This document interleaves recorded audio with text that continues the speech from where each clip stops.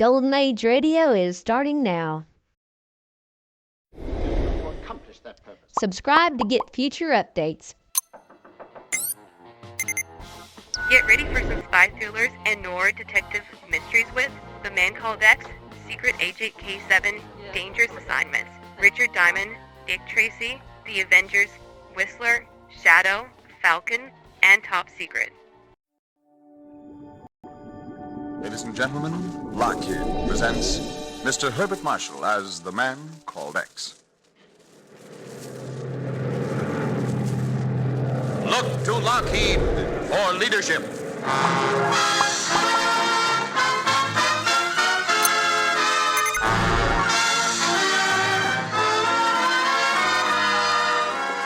The men and women of Lockheed Aircraft present Herbert Marshall in The Man Called X. Produced and directed by Jack Johnstone.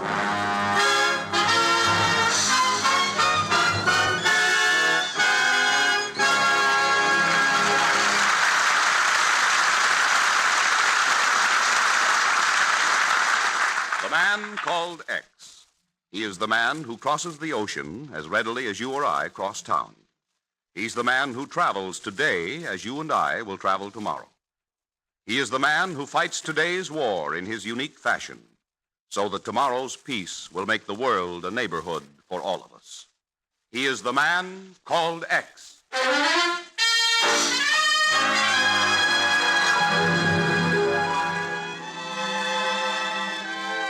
Tonight, Mr. X spins the globe and puts his finger on the Balkans, where he searches for an unknown but notorious international criminal. But right now, his mind is far from the troubled world, as he and his fiancée, Nancy Bessington, listen to Valse Bluette in the Gamut Music Shop on East 44th Street in New York City.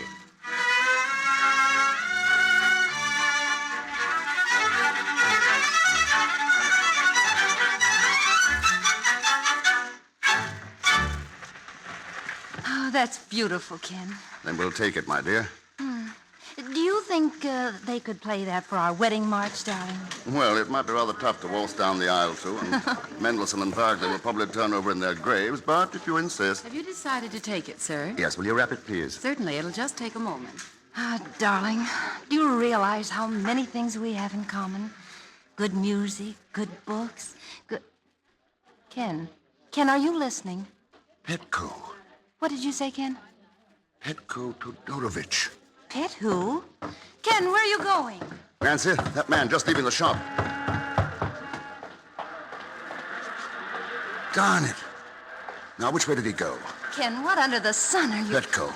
I lost him in the crowd. And just who is Petko, if you don't mind? I haven't seen him since we were at school together in Switzerland. School? Oh, an old friend. A very close friend, Nancy. Well, thank goodness. For a minute, I thought you were getting mixed up in one of those things again.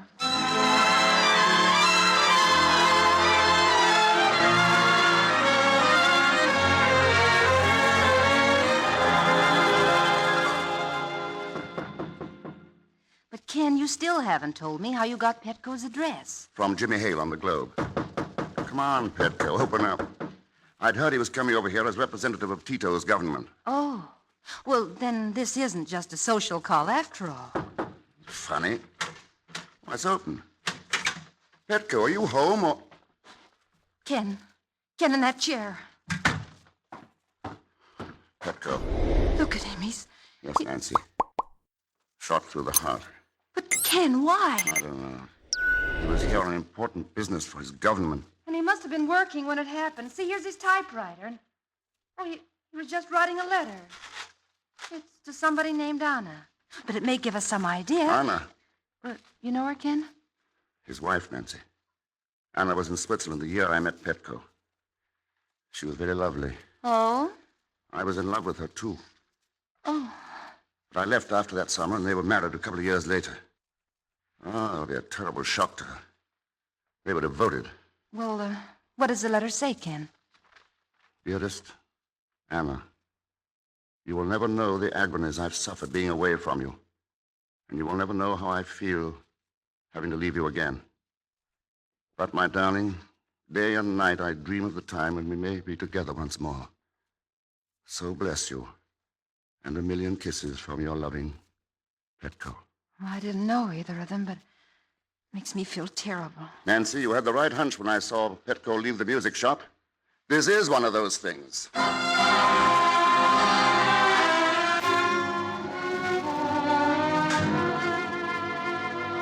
Mrs. Anna Todorovich, 1719 Tsar, Hospododitl Street, Sofia, Bulgaria. Yes, Chief. That envelope, already addressed, lay beside the typewriter. They must have moved from Belgrade when Yugoslavia was overrun by the Nazis. Find anything else, Ken? The violin, Ken. Yes, a violin. I didn't know he played. But here's the important thing, Chief. In the medicine cabinet, wrapped inside an ordinary gauze bandage roll, I found this. Here. Microfilm. Let's see. Look at it through this glass, Ken. I know. 3 million marks. Borrowed by the Reichsbank from the Belgrade State Bank. Anton Gubek, director. Anton Gubek. Just a minute. Miller, Dufrovsky, Racek, Gubek. Well, I thought I saw that name on the list. Anton Gubek left New York on a plane this morning for Sofia, Bulgaria. Oh? But why Sofia? There's a branch of the Belgrade Bank there. So that's why Petco was here. Hmm? He must have had evidence that one of his fellow Yugoslavs was in secret collaboration with the Nazis. He traced him to New York and was about to expose him. But Gubek got to him first. Could be. Chief, do me a favor. Well? Keep this quiet until I have a chance to see Anna Todorovich and tell her about Petco. Oh, but Ken, Anna is in Bulgaria. Yes, my darling, Bulgaria. Oh!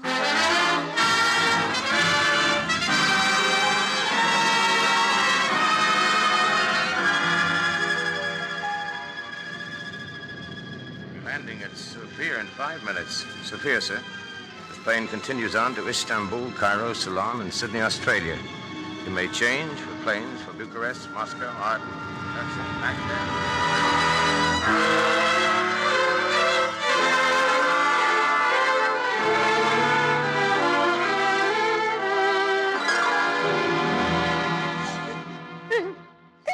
I'm sorry, Anna. You and Petco must have been so happy together. Oh, it's too happy. Oh, Ken, why? Why, Petco? Later, Anna. We'll talk about that later. But I must know. What did he say to you when you saw him? Unfortunately, the only time I saw him was just a glimpse as he was leaving a music shop. Oh, By the way, I never knew Petco was a violinist. oh, he just played for his own amusement. He loved music. He loved everything beautiful. Oh, No, Anna, dear, don't. oh, Don't. I'm all right now, Ken. Anna, do you know a man named Anton Gubek? Anton Gubek? No, Ken. Should I? Not particularly. I have an idea he's not a very nice man. But who is he, Ken? The director of the Belgrade Bank. He has offices here in Sofia. But, Ken, what has this to do with Petco? That's exactly what I want to find out. From Mr. Gubek.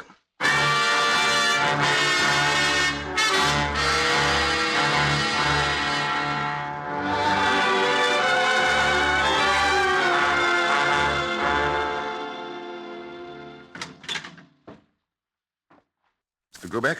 Yes? My name's Thurston. Well, what can I do for you? Mr. Gubek, do you know a man named Petco Todorovich?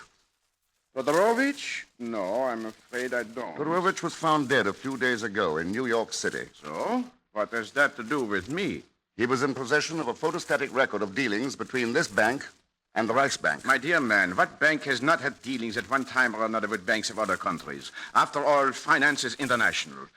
I'm afraid I fail to understand the purpose of your visit. Oh, I think you do understand. And is there any reason why you shouldn't tell me what you know? I haven't said I know anything. Well, in case you change your mind, you can reach me at the Grand Palace Hotel. Why should I change my mind? Because the police might be interested in knowing that you left New York on the day Todorovich was murdered.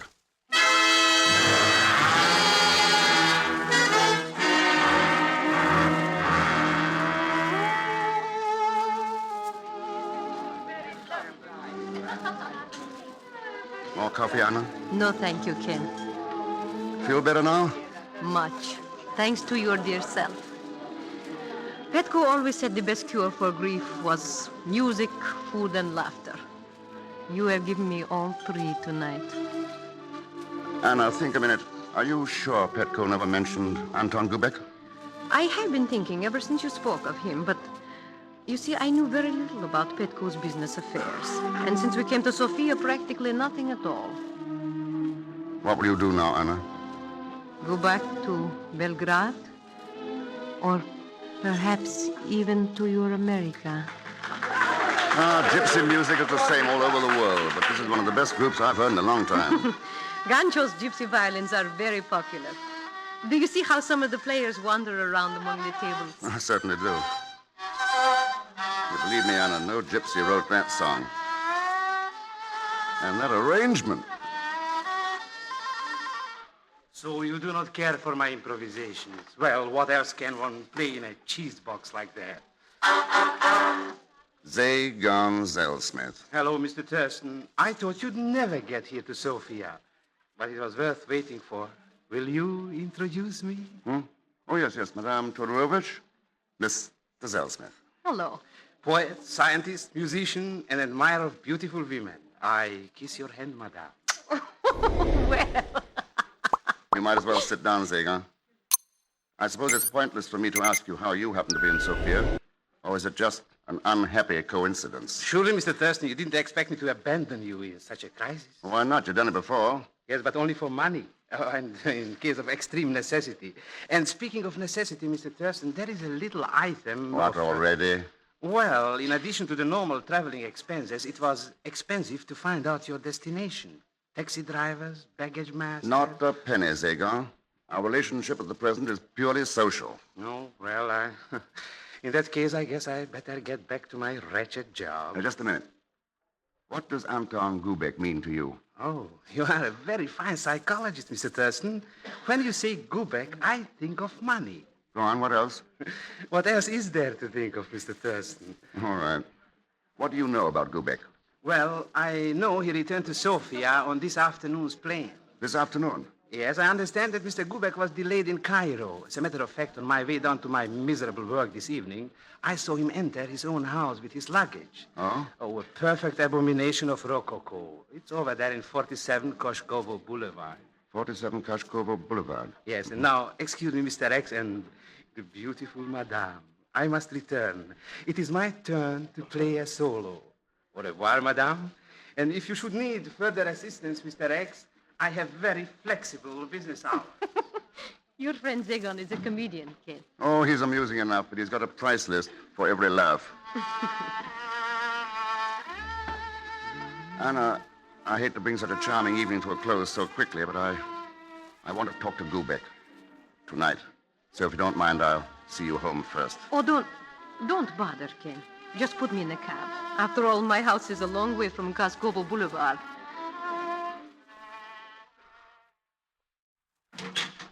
Yes? What do you want? Oh, officer. I came here to see Mr. Gubek. There's Mr. Gubek in there, on the floor. Dead. Wait a minute. This isn't Gubek? No? Well, who do you think it is? This isn't the man I talked to at Gubek's office yesterday afternoon. I don't know anything about that. But this man is Anton Gubek. Then who was the man I talked to?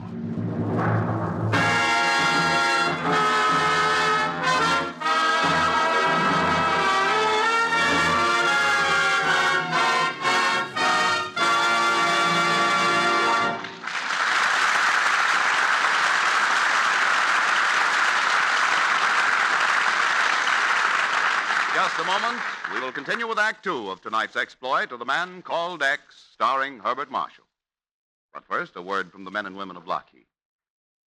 Ladies and gentlemen, the Lockheed Constellation is the largest, fastest, highest-flying land transport in use today. It is capable of carrying 64 passengers, crew, and cargo across the nation in 7 hours. Its 4 engines provide a cruising speed of better than 300 miles an hour and a flight ceiling of well over 20,000 feet. Now, all these facts might indicate to you that while the Constellation is a fine airplane, its use will be confined to long flights between super airports. This isn't true, of course. For all its size and speed and power, the Constellation easily takes off and lands in any standard airport. Furthermore, even on short flights of 100 and 200 miles, it has been found to operate more efficiently and more economically than the ordinary two-engine transport you fly in today.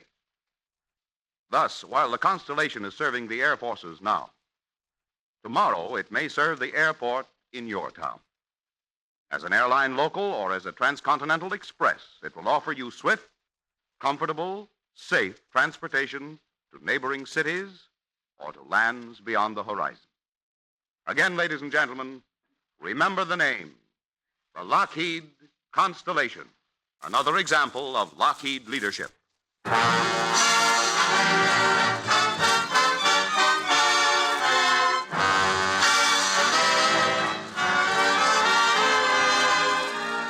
Now to return to tonight's exploit of Mr. X, whose search for the murderer of his friend Petko Todorovich has led him to Sofia, Bulgaria, only to discover that his only suspect, Anton Gubek, dubious Yugoslav banker, also has been murdered.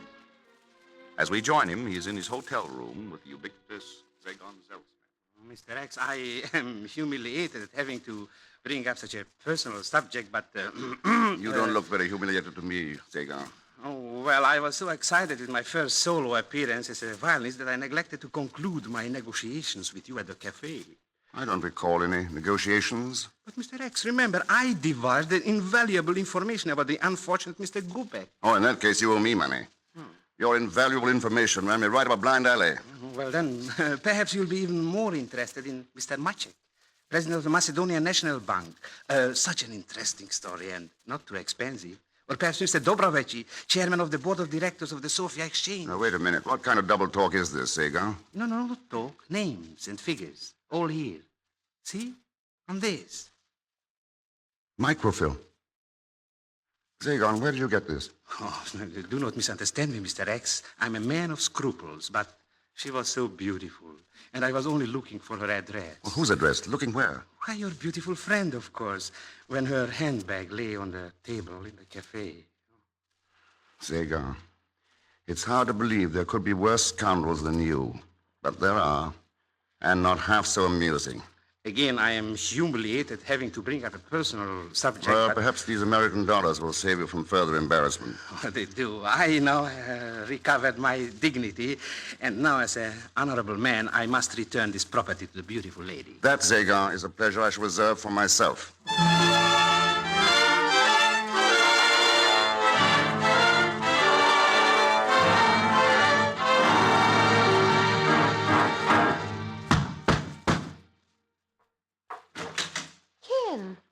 Good evening, Anna. I wondered what happened to you. You didn't call. You didn't... Oh, just a comedy of errors and mistaken identity, that's all.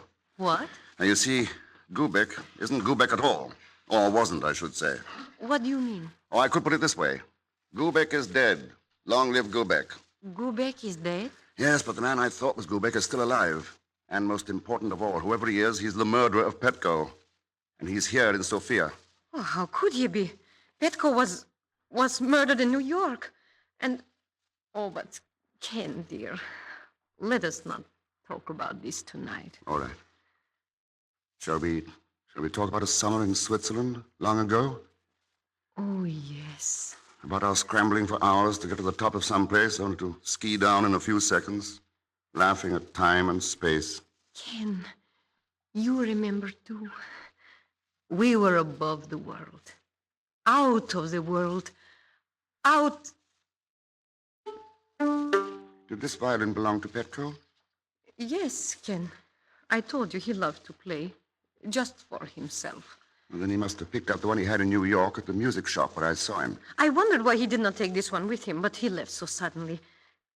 Oh, but Ken, let us turn back the clock again. And remember, you returned to America without my ever telling you. Telling me what, Anna? That it was you, Ken. You, darling. Kiss me like you once did when... Anna, something I must tell you about. Yes, A letter for you from Petko. He wrote it just before he died. Oh. Oh. You read it to me, Ken. Dearest Anna, you will never know the agonies I've suffered being away from you. Oh. And you will never know how I feel having to leave you again. But my darling, day and night I dream of the time when we may be together once more. So, bless you, and a million kisses from your loving Petco. Oh, poor Petco. Now let me read it again.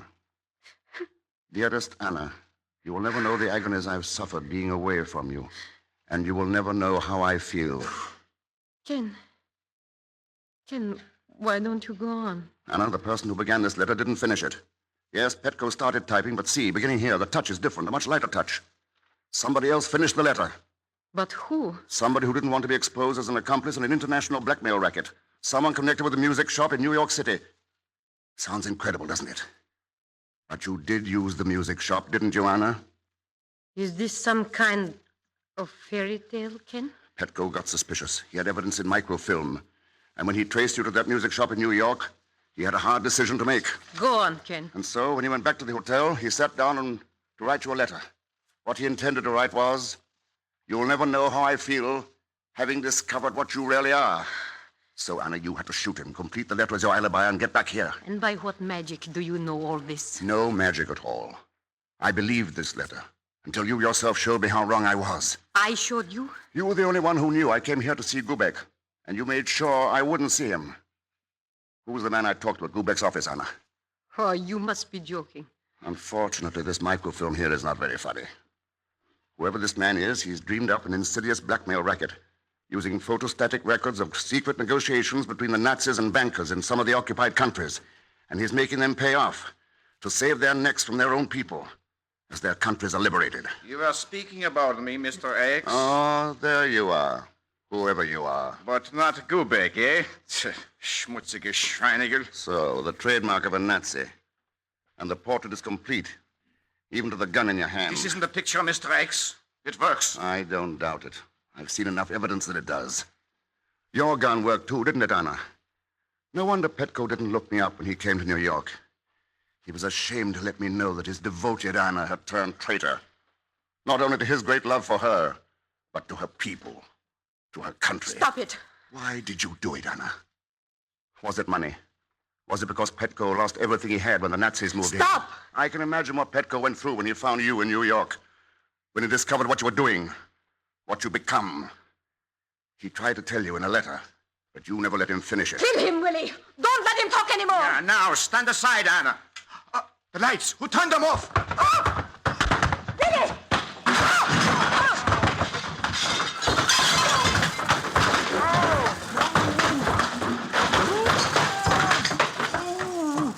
I swear by the father of my father, I am innocent. I didn't do it. Zagon, you. Oh, it's you, Mr. Thurston? What big hands you have. Can you find the light switch, Zagon? Naturally, I just turned it off. Right. There. And they've got away. You mean the beautiful lady and my friend Gancho? Gancho. So that's who he is. No, he's a lot of people. But mostly he was Willy Heinecke, a very high man once, a useful aide to von Papen himself. An unpleasant character. Well, Zagon, you saved my life by turning off that light. Yes, and for no compensation either. But alas, now I am in a pickle. Gancho and his gypsies gone, my violin gone. And without a violin, Zagon is without a tongue. That'll be a new experience. But if it's a violin you want, there's one. Oh, that's a treasure. When I played with the Amsterdam Symphony, I had a Guarnerius. On my last concert tour in Budapest, it was an Amati. And now? Oh, pfui, another one of Gancho's cheese boxes. Wait, give me that fiddle. Why didn't I think of this before? That flat tone. It may not be a Stradivarius, Mr. X, but that is vandalism. Look, Zagon, the sound post. It should be cheese. Instead of a solid piece of hardwood, it's a hollow tube. In it, a roll of microfilm. So this is how your friend Gancho concealed his blackmailing evidence and shipped it abroad. No wonder I could never play the Paganini cadenza from Mendelssohn concerto on a Gancho violin. Zagon, you wanted the job. You have one. I'm open to suggestion for a slight consideration, of course. You know where Ganshaw has gone? Not yet, Mr. X, but Zagon is not only a virtuoso, he's also a bloodhound.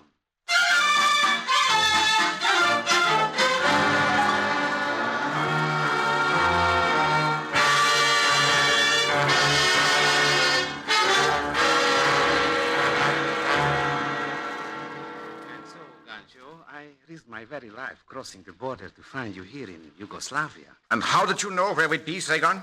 Do you not remember? You said the man who makes all your violins was here in this village. You are a friend of Thurston's. Why did you follow us? Oh, my dear lady, is that not obvious?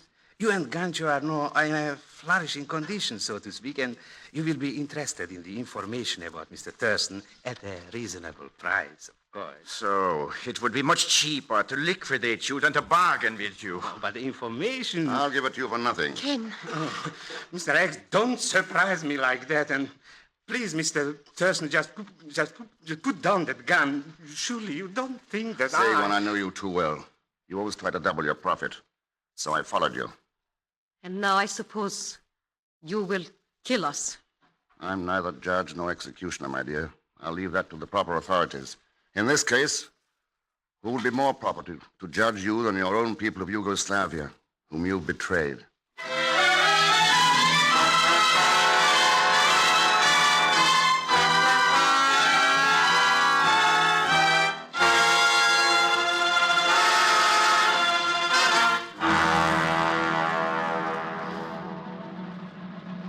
What are they doing, Mr. X? I can't bear to look. I don't wonder. You're lucky you're not against that wall yourself. Please don't say things like that. How different from a pleasant summer in Switzerland a long time ago. A fine friend and a beautiful girl. Seems like two different worlds, Sagon.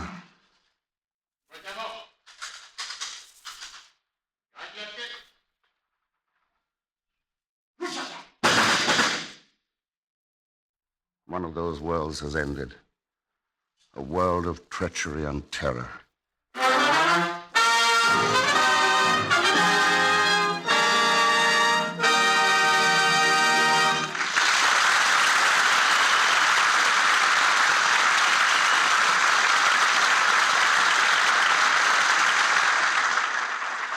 Before our star, Mr. Herbert Marshall, returns to tell you about next week's exploit of the man called X, here is an announcement from Lockheed. Ladies and gentlemen, when the war is over and final count is taken on those American industries contributing most to victory, the nation's airlines will stand near the top of the list. Here at home, the airlines have worked tirelessly, night and day, to speed essential passengers and cargo. Overseas, the nation's airline crews operating for the Air Transport Command have flown to almost every point on the globe. Many notables have been piloted by airline men on over-ocean trips. President Roosevelt, Generalissimo and Madame Chiang Kai-shek, Generals Marshall, Eisenhower, and Arnold, Admirals King and Leahy, Queen Wilhelmina, Secretary of War Stimson, and many others. Taken together, airline crews have crossed the oceans thousands of times and have flown many millions of miles to foreign shores. Yes, the airlines of America are doing a vital job in the war effort, a job that foretells a great age of flight that you and every American will enjoy in peacetime days to come.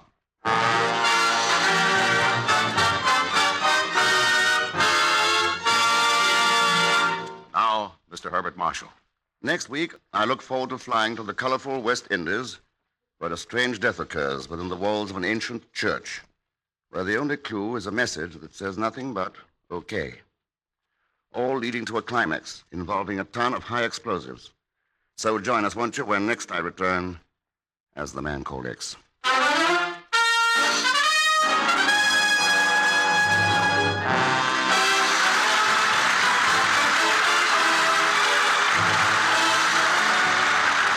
Called X is presented by the Lockheed Aircraft Corporation. Tonight's exploit was written by Milton Merlin. Original music was composed and conducted by Felix Mills. The entire production was under the direction of Jack Johnstone. Mr. Marshall's appearance is through courtesy of Metro-Goldwyn-Mayer, producers of the Technicolor picture Kismet. The men and women of Lockheed invite you to join Mr. X again next week. Same time, same station. John McIntyre speaking. This is the Blue Network. You are listening to Golden Age Radio, rumble.com/C/GAR, brought to you by G3PL.com.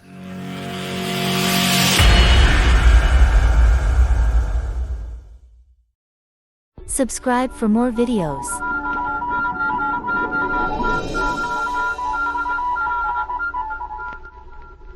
Secret Agent K7 returns.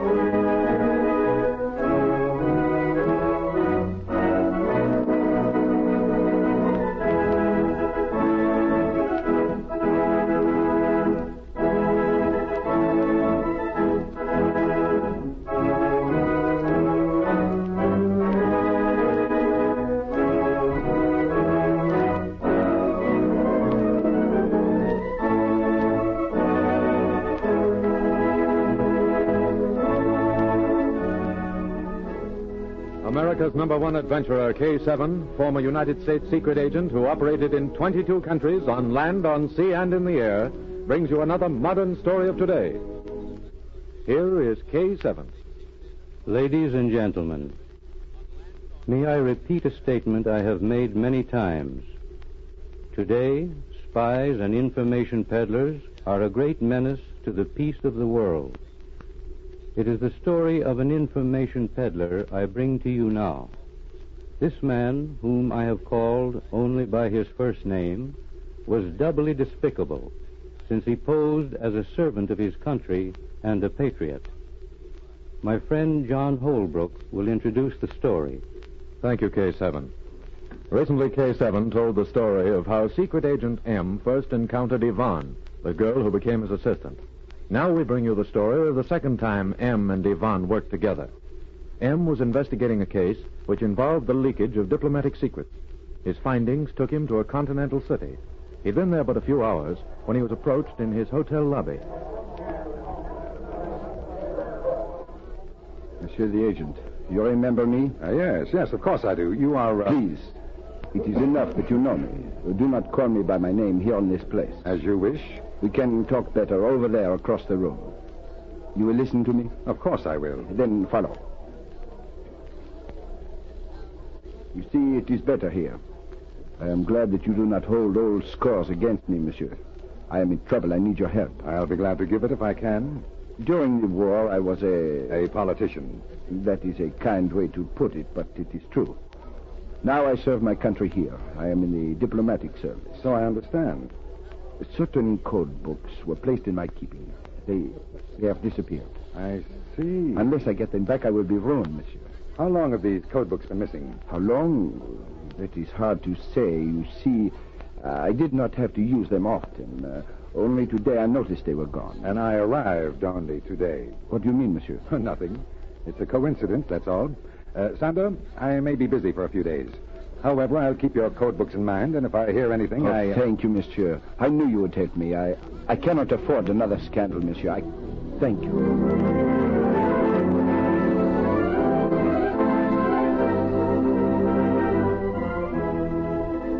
Later that evening, M telegraphed Yvonne. He wrote the message out, then studied it.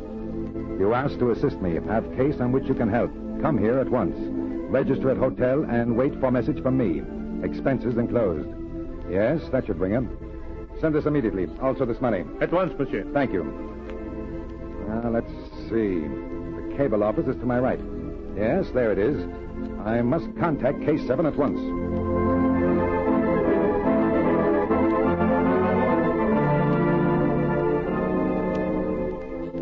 Two days later, Yvonne arrived. She registered at the hotel, went to her rooms, and waited. A few hours later, M knocked on her door. Who is it? Let me in, Yvonne. I wondered when you would come. Quick, close the door. I'm so glad to see you. Thank you for calling me. I promised I would.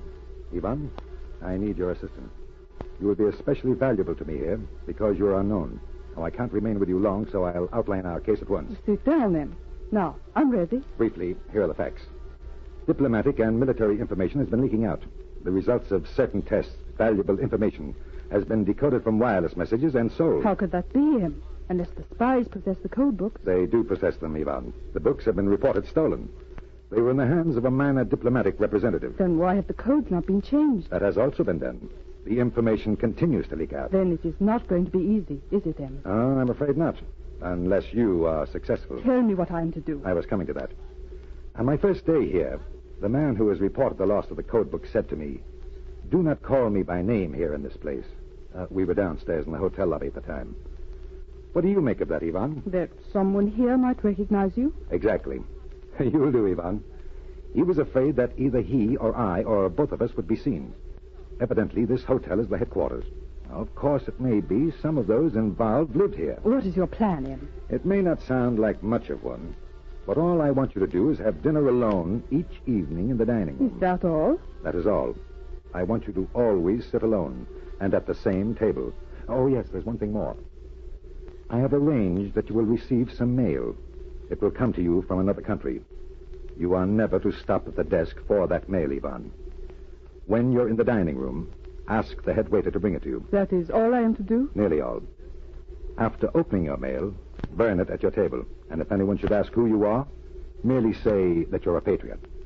Tell them that you think only of your country's welfare. Em, I am to be a sort of trap, is that it? Yes, Ivan, you are right. You will be a trap. A very beautiful trap. Oh, thank you. Now, I must leave you. Good luck, Ivan. And watch the blind man who stands in the street outside the hotel door. The one to whom you gave a coin this morning. Goodbye. I may contact you later.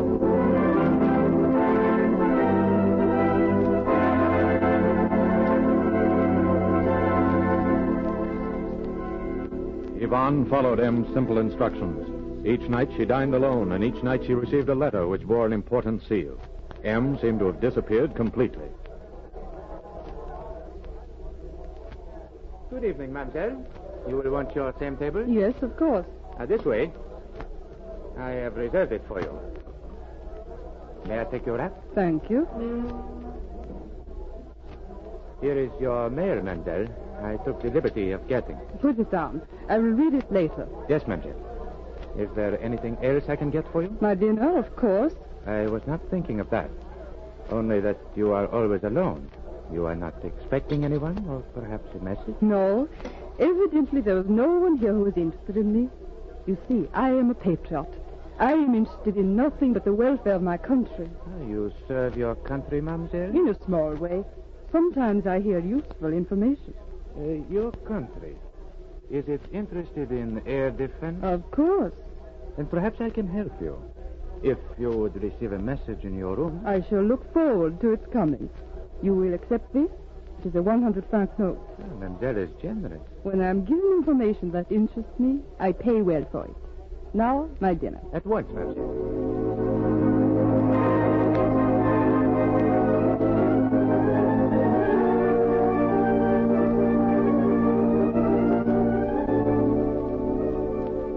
Was the trap working? Yvonne finished her dinner and decided to take a short walk. The head waiter escorted her to the hotel's door. There is a wind, mademoiselle. Now, let me hold your wrap. I'm not going far. Wait, my bag. I can see the blind man through the window. I must get a coin for him. I have not seen him there before. I'm ready. Good night. Good night, mademoiselle. Tomorrow you will receive a note. Follow its instructions carefully.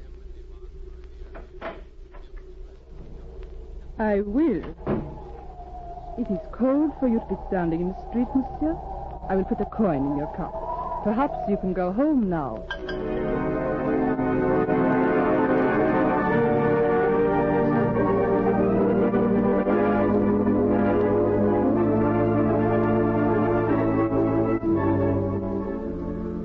The next day, Yvonne received a note. She was instructed to telephone to a certain number. She made the call immediately. Hello? Hello? You are interested in my offer, mademoiselle? Yes, I'm very much interested. Who are you? That does not matter. Tonight I will send a car for you. At what time? 9 o'clock. Be ready. I'll wait in front of the hotel. Until tonight, mademoiselle. That evening, the car arrived, and Yvonne was driven away. Outside the city, it stopped for another passenger. Then it drove into the night. Tests are being conducted at sea, mademoiselle. A robot plane controlled by radio flies over a target and drops bombs. It could fly over a city. You have complete information as to how it operates? The tests have been going on for a week. Every message between the technical staff conducting the tests and the military officers ashore has been decoded. The information is here in this envelope. Then I will buy it. How much do you want? 200,000 francs, mademoiselle. Oh, it is a lot of money. I have not that much with me. You will have to drive me back to my hotel. To the hotel? Very well. But I must warn you, mademoiselle. If you try anything... Go back to the hotel, driver. Oui, monsieur. It is not far. The officers of your army will gain much information from these notes, mademoiselle. If war should come... Do you think there will be war?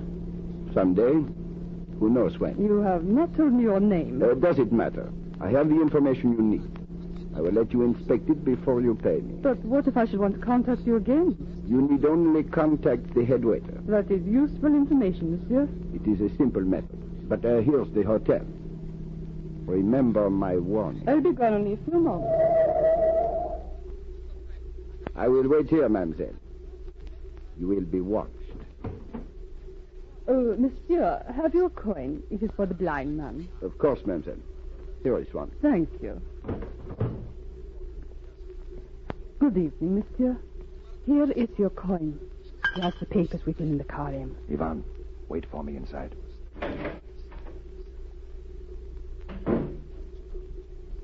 Ah, mademoiselle, you have returned. Yes, your dining room is deserted. Yes, it is past the dinner hour. Then step inside. I want to talk to you. Here it will be all right. Yeah. You wanted to say something? Wait. Mademoiselle, is this a trick? I have a pistol. Look before you attempt anything. The blind man. And Sandor is with him. Stand over there, Sandor. Take my gun, Yvonne. Keep them both covered. I want to have a look at these papers. You cannot do this. I have a perfect right to those papers. They tell about tests conducted by my government. Is everything there, M? Everything. Sandor, you're under arrest. You cannot prove anything. I have a right to the papers. Perhaps you would have had a right to them if they dealt with real tests, Sandor. As it is, they trap you. Your government is not testing a robot aeroplane. Huh. What do you mean? An old friend of yours, K7, arranged these messages. They were part of a trap. This information is all false. Sent out to prove that you are a spy. I had nothing to do with it. He lies, M. Sandor told me that they work together. We'll have no trouble proving that, Yvonne.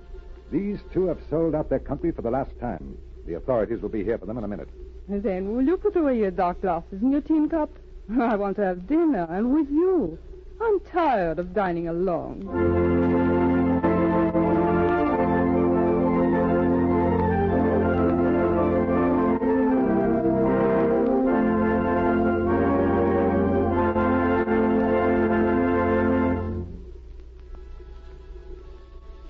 Such men as Sandor are dangerous to their own countries and to the peace of the world. Special agents hate them, for we know their menace. We have seen the horror of one war, and if it is within our power, we will help prevent another. Listen for my next story. This is K7 speaking.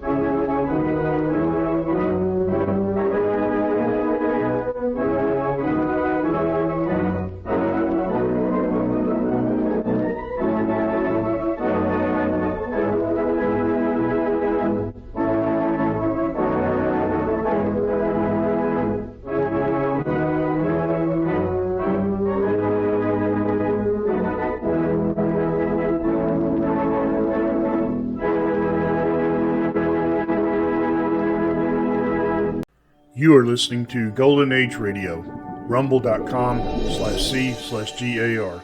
Brought to you by G3PL.com.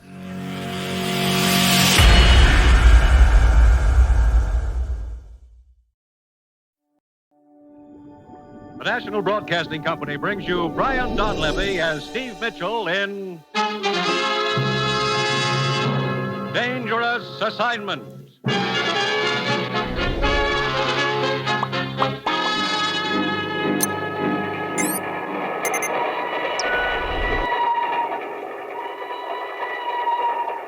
The time near midnight.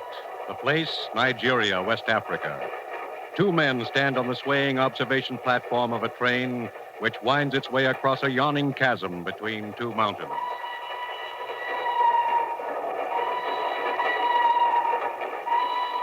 This gorge we're crossing looks pretty deep. Yeah, about 1,000 feet. I didn't realize there were so many mountains in West Africa.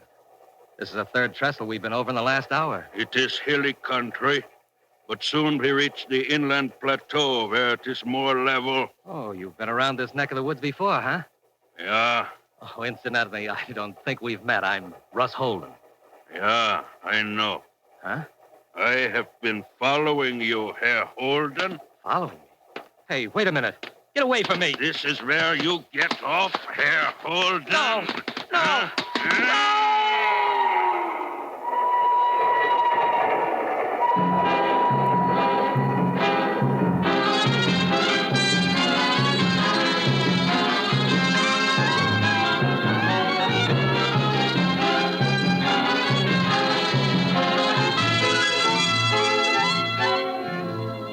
You've seen him as Sergeant Markoff in Bull Guest, as Charles Dana in 2 Years Before the Mast. And now, here is our star, Brian Donlevy, in another two-fisted portrayal as Steve Mitchell in Dangerous Assignment. Flight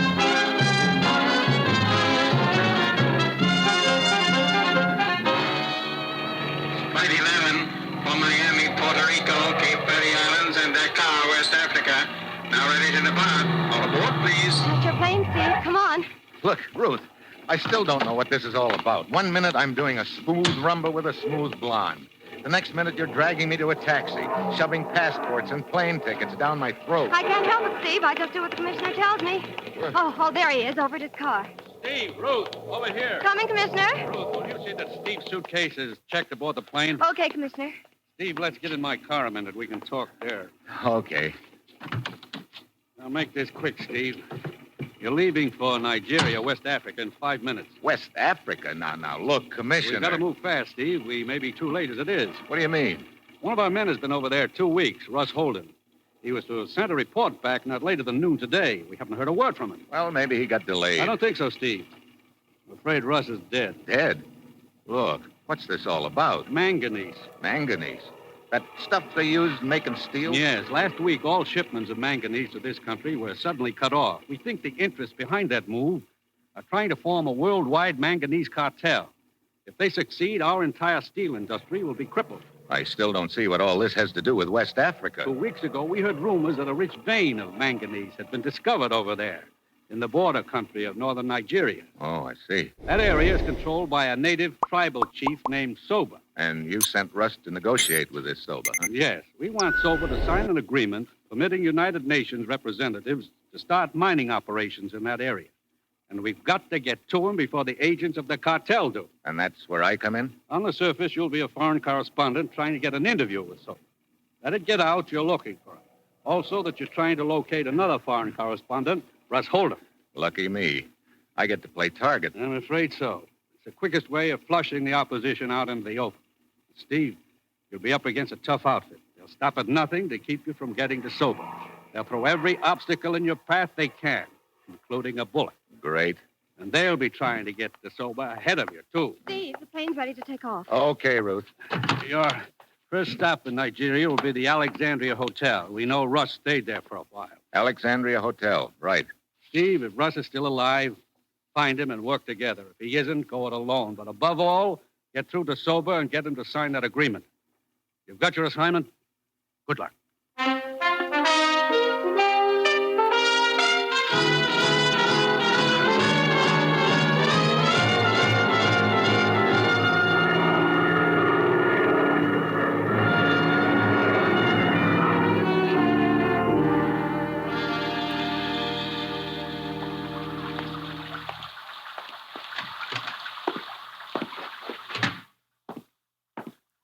Good afternoon, sir. Welcome to the Alexandria Hotel. You wish a room? Yeah, and a blotter. This rain is even more so than what the Florida papers say about California. Please sign here, sir. This is the rainy season, you know. No kidding. From now until October, sir. You sound proud of it. You mean it's this way all over Nigeria? Off and on, sir. Fine. Mr. Steve Mitchell, United States. Boy, take Mr. Mitchell's suitcase to room 22. Will you be staying with us long, Mr. Mitchell? No longer than I can help. I shouldn't be here at all. Sir? I'm a foreign correspondent. A friend of mine was supposed to do a story over here, but I guess he wandered into a bar somewhere and forgot all about it. So now I have to do it. What was your friend's name? Holden. Russ Holden. Why, Mr. Holden stayed at this hotel while he was in Lagos. When did he check out? Several days ago. I believe he took the train to Kugama. Kugama? Where's that? Inland and to the north, Mr. Mitchell. It is a long trip by train. What kind of country is it up there? Oh, very wild, sir. Well, I guess I'm going to need more suitable clothes. Is there a store around here where I can get outfitted? Oh, yes, indeed, sir. Carter's. It's right in the next block. Okay. I'll give it a whirl as soon as I get out of these wet clothes. Right up the stairs until you're right, sir. The boy will have your room all ready for you. Yes, sir. What can I do for you? Let me see your register. You wish a room? Let me look at that register. Why, sir? What business have you with me? Register. Give it to me. All right, but... Let's have it. So he is Steve Mitchell. You may have it back. I don't understand. You ought to say nothing about this. Forget all about me, do you understand? But no, I don't understand. To help you forget.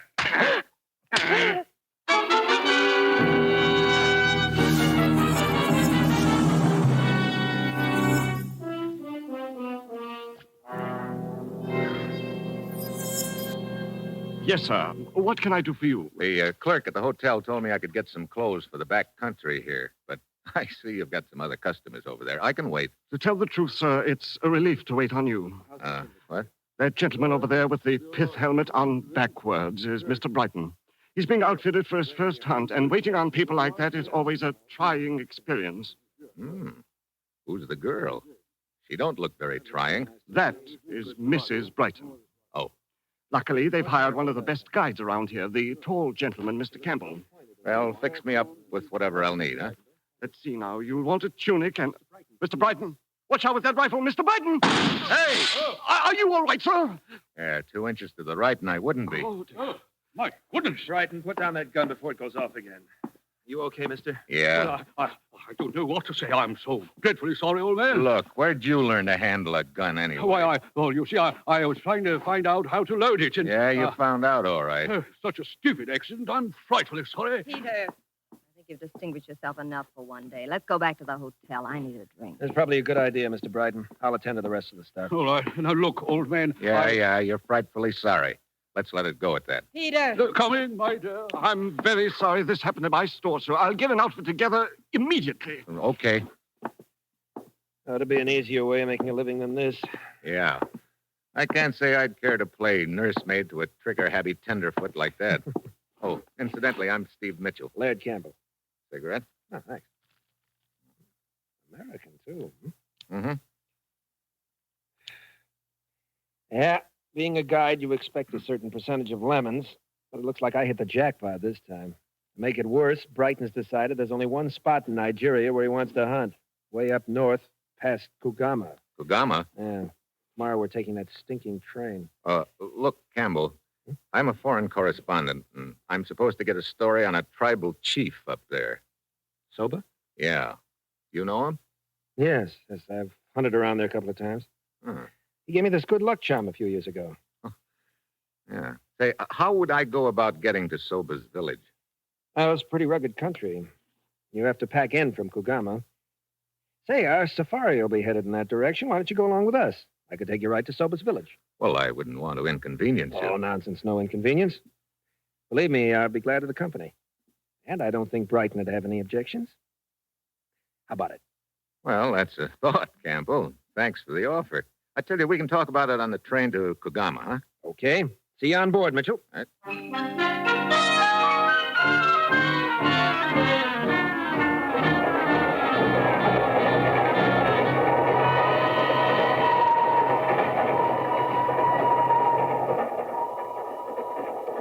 What a cattle train.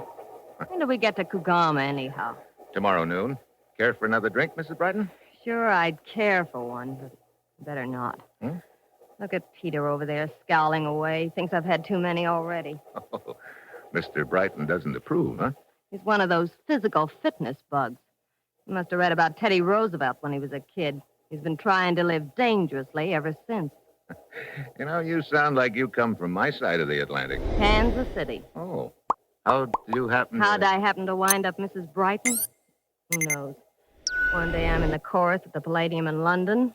The next day, I'm Mrs. Peter Brighton.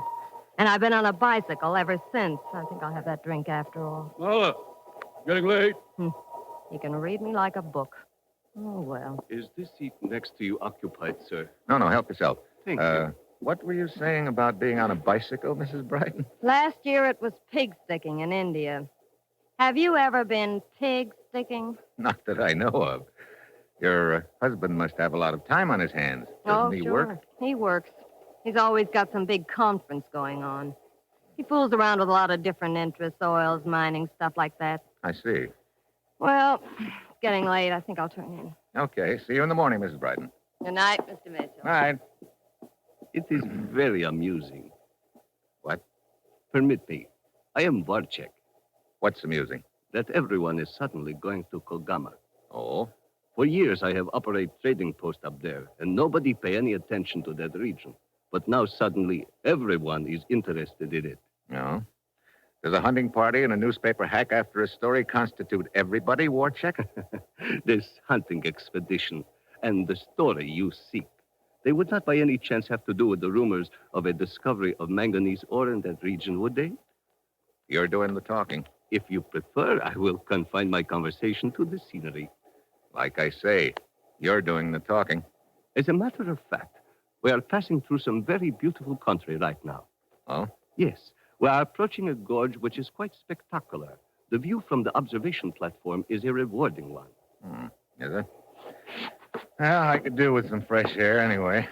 Thanks. You are quite welcome, sir.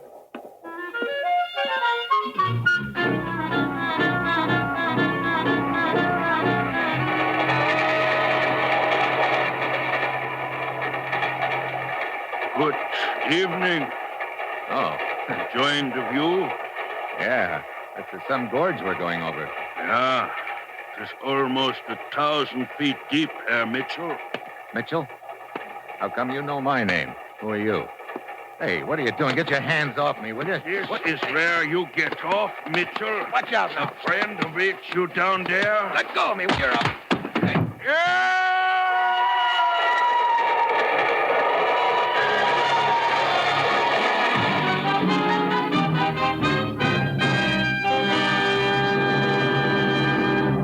The National Broadcasting Company is bringing you Brian Donlevy, starring in the role of Steve Mitchell in the third of an exciting new adventure series, Dangerous Assignment.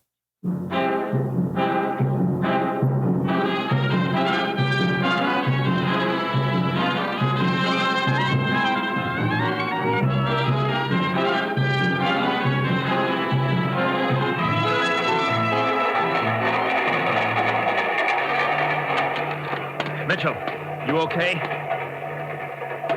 Yeah. That was close. What happened, Mr. Mitchell? Mr. Campbell and I were sitting in the smoking car. We saw a man follow you outside, and then there were sounds of a fight. There was a fight, Warchek. The other guy lost. Over the side, huh? Uh-huh. That was some view you sent me out here to see, Warchek. Or wasn't that what you had in mind? I do not understand.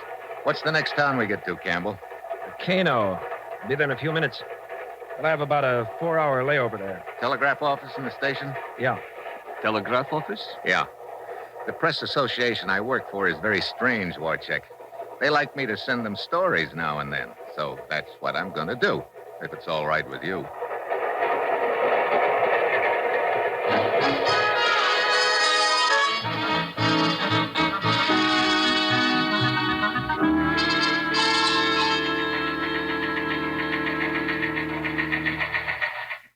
Here's Steve's report, Commissioner. Good, let's have it. Considerable interest being shown in manganese area by tenderfoot hunter named Brighton and trader named Warcheck. From joining Brighton Safari to vicinity Chief Sober's village. Good. Sounds like he's been a busy bee, Commissioner. Oh, wait a minute. Almost got tossed into canyon 2 hours ago. What? Afraid Russ Holden wasn't as lucky as I was. Oh, I was afraid of something like that, Ruth. Poor Russ. Hey, wait, there's more. I have 2-hour layover here in Kano. I'm borrowing one of Campbell's native gun bearers to take me back to that ravine I almost got shoved into.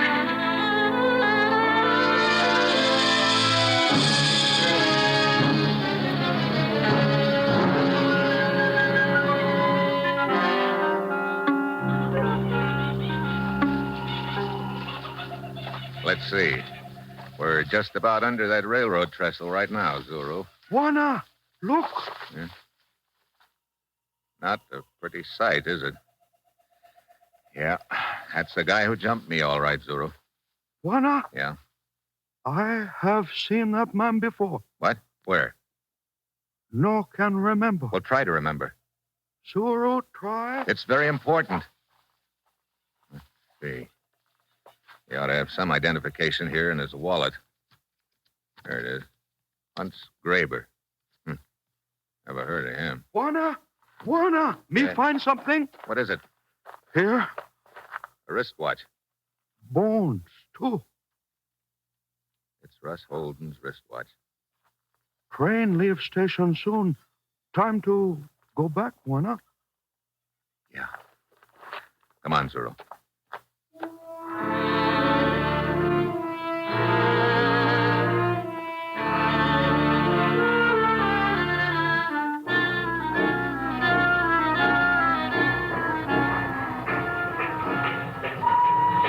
Thanks for lending me your boy, Campbell. He's a good one. Yeah, you know? One of the best.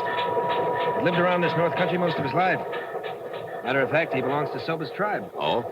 Mr. Mitchell, did you find anything at the bottom of a ravine? I found what I was looking for, Warcheck. The body of man who attacked you? Such a beastly thing to happen, old boy. Somebody have a grudge against you or some such silly thing? Apparently somebody does, Brighton. Still the man of mystery, Mr. Mitchell? Look, Warcheck. Warcheck, I've got one rule on safari. Everybody minds his own business. But of course, Mr. Campbell. Warcheck going with us? Yeah. He asked Brighton if he could tag along as far as his trading post. Always glad of company. Helps keep my wife from getting bored. How much longer before we get there, Campbell? I will pull into Kugama about noon. It'll take a couple of hours to load the jeeps. That'll get us started around 2. By sunset tonight, we'll be camped in the bush.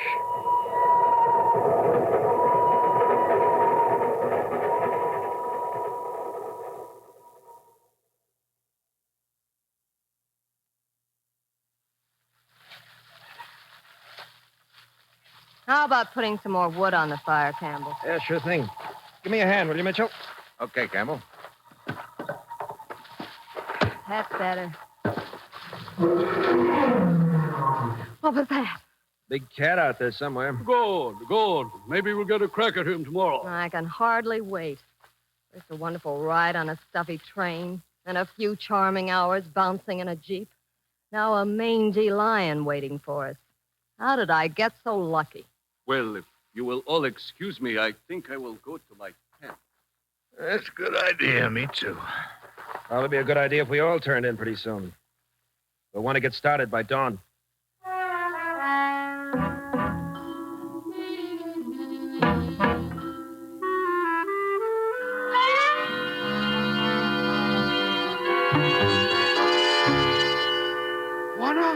Juana! Huh?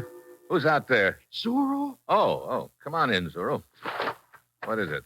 Juana Campbell with you? No, Campbell's in his tent, isn't Not in tent. he? Wait a minute. He said he was going to check the jeeps before he turned in. We'll look for him there.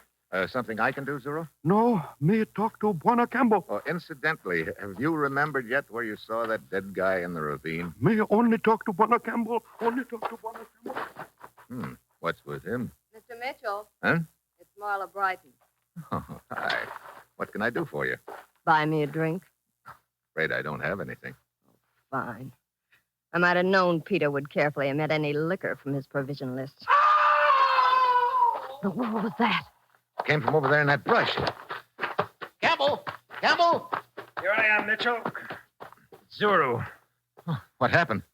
Just going back to my tent. I heard Zuru's scream, found him like this. His throat's been cut. Campbell, what's all the noise about? That frightful scream. Good hell. Best boy I ever had. He's dead. Murdered. Murdered? By whom? That's just what I'm wondering, Warchick. Perhaps a fight with one of the other bearers. Yeah. Perhaps.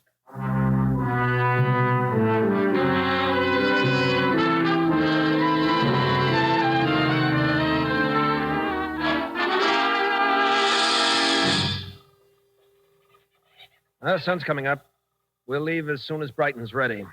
Look, Campbell, maybe I better head for Sobu's village this morning instead of tagging along with you, huh? I wouldn't advise you trying it alone, Mitchell. I'll take you over there later, as soon as Brighton's had enough hunting for the day. Okay. Is Warcheck going with us this morning? No, he said he'd rather stay here at camp. Hey, Campbell, I didn't get a chance to talk to you last night after Zuru was murdered, but I think I know why he got it. What do you mean? Zuru told me that he'd seen the guy who tried to push me off the train before. Huh? Where had he seen him? I don't know. But I think he remembered last night and wanted to tell you about it. I wish he could have found me sooner. Here comes Brighton. We can start now. Hey, if you don't mind, I'm going to stick pretty close to Brighton while we're out in the bush. Afraid his gun may go off accidentally in your direction again? Yeah. I might not be so lucky this time.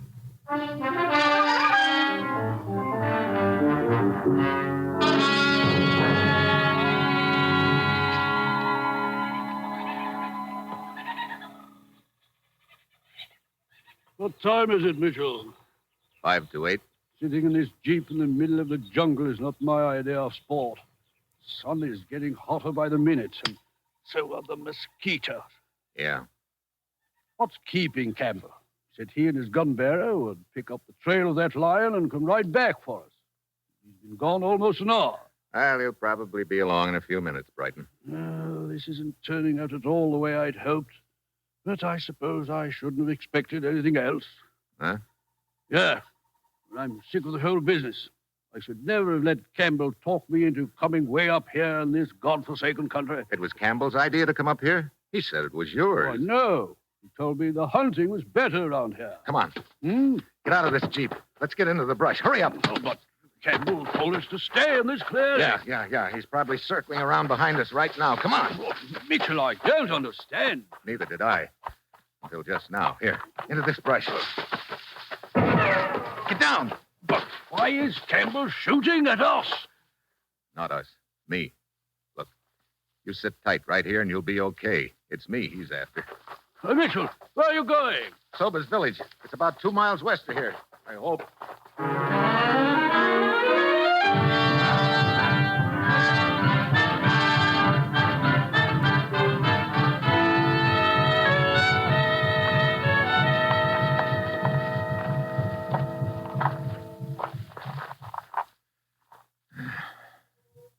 Hey, what's that? Sounds like the village just ahead.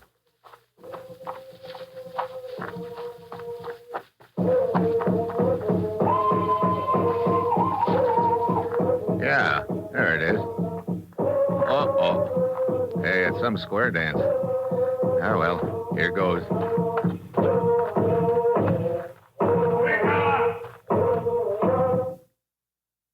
Hey, look. Don't let me stop the feast. If one of you will just tell me where your chief is. It is not feast. Death does. Who are you? I want to talk to Soba, your chief. Is he around? Oranga, Jolo. Hey, now, wait a minute. Look. Oranga, what is it? White men want to talk to you. Is your name Soba? Yes, you come at bad time, white man. We have death dance for one of my people, Zuru. Bring his body into village this morning. Yeah, I know. Look, Soba, this is important. I've got to talk to you right away. Go to my hut, white man. We finish death dance, then we talk. Arunga!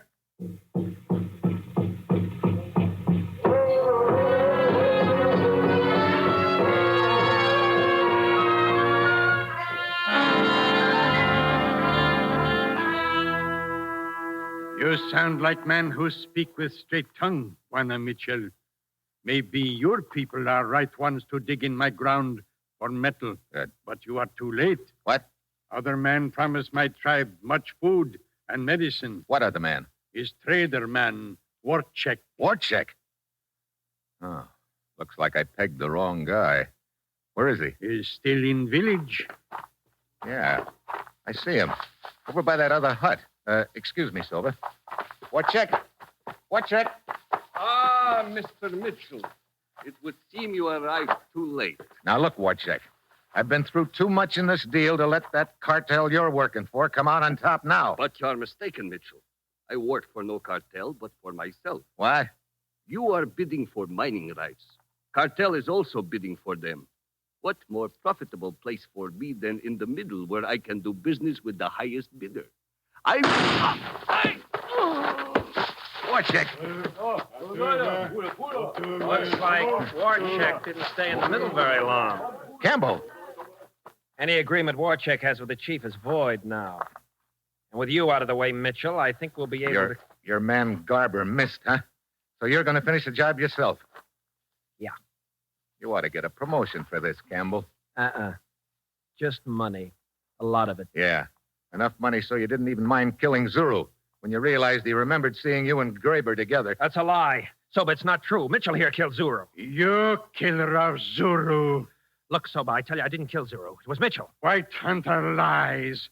When my men pick up Zuru's body, they find good luck charm I gave you long time ago. What? Oh, I must have dropped it when I bent over Zuru after he died. No.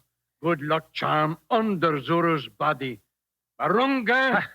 No, Soba. Barunga blowgun. No. Mitchell, you... Good, Marunga. Good.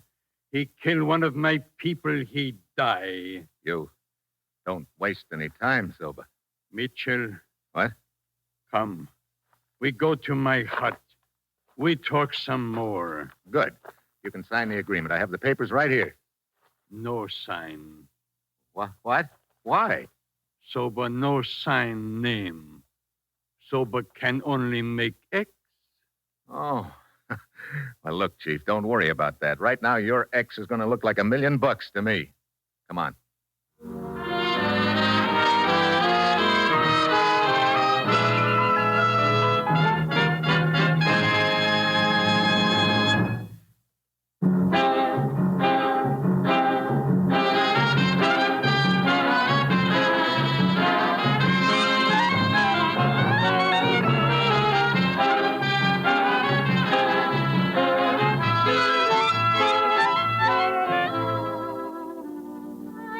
You have just heard the third in an exciting new adventure series, Dangerous Assignment, starring Brian Donlevy as Steve Mitchell.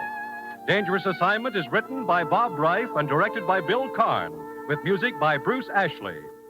Be with us again next week at this same time when Brian Donlevy, starring as Steve Mitchell, will embark on another Dangerous Assignment.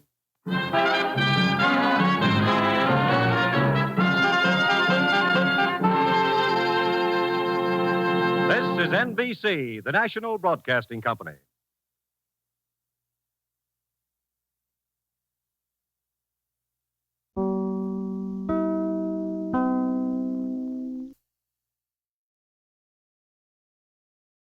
You are listening to Golden Age Radio, rumble.com/C/GAR. Brought to you by G3PL.com.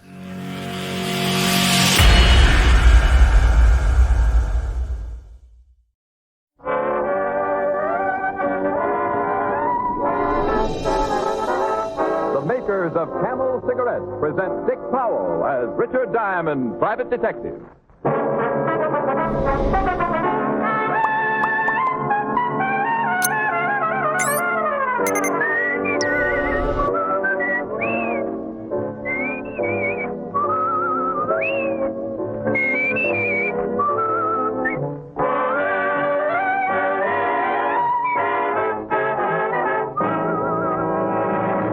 Listen to this convincing proof of Camel mildness. Hundreds of men and women from coast to coast smoked only camels for 30 days. Every week, leading throat specialists made thorough examinations of their throats. The throat specialists reported not one single case of throat irritation due to smoking camels. Start your own 30-day camel mildness test.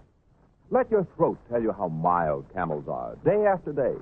Then you'll know why Camel is by far America's most popular cigarette.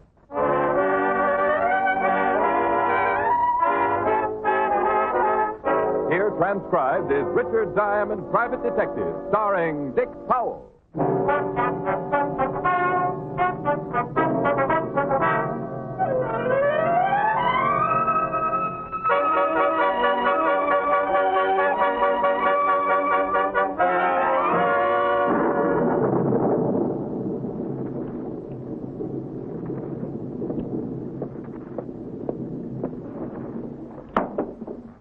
Raining cats and dogs. A busy day for the Humane Society.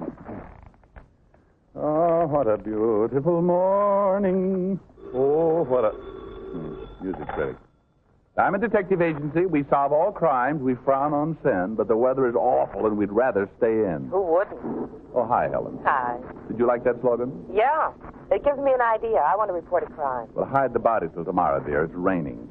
You can lose your license with an attitude like that. Oh, baby, you certainly know where I'm ticklish. Where's the crime? You're still single. So am I. Well, in your case, that is a crime. In mine, it's just a misdemeanor. Anyway, I can't discuss an assignment I'm still working on. I'll help you solve it. I want to give myself up. Sorry, no case. Why not? I've seen you in an evening dress. Nobody could pin anything on you. Would it interest you to know the piano tuner is here and very good looking? Pulling wires will get you nowhere. Is my picture still on the piano? The one where I look like a tough detective? No, I threw it in the fireplace.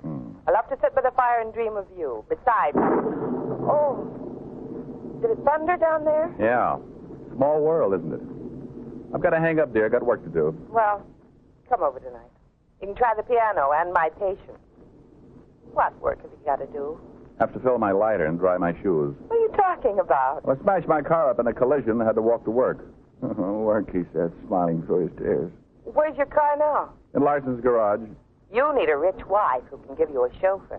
Hang up, doll. You're getting too near my prize. Bye. Bye.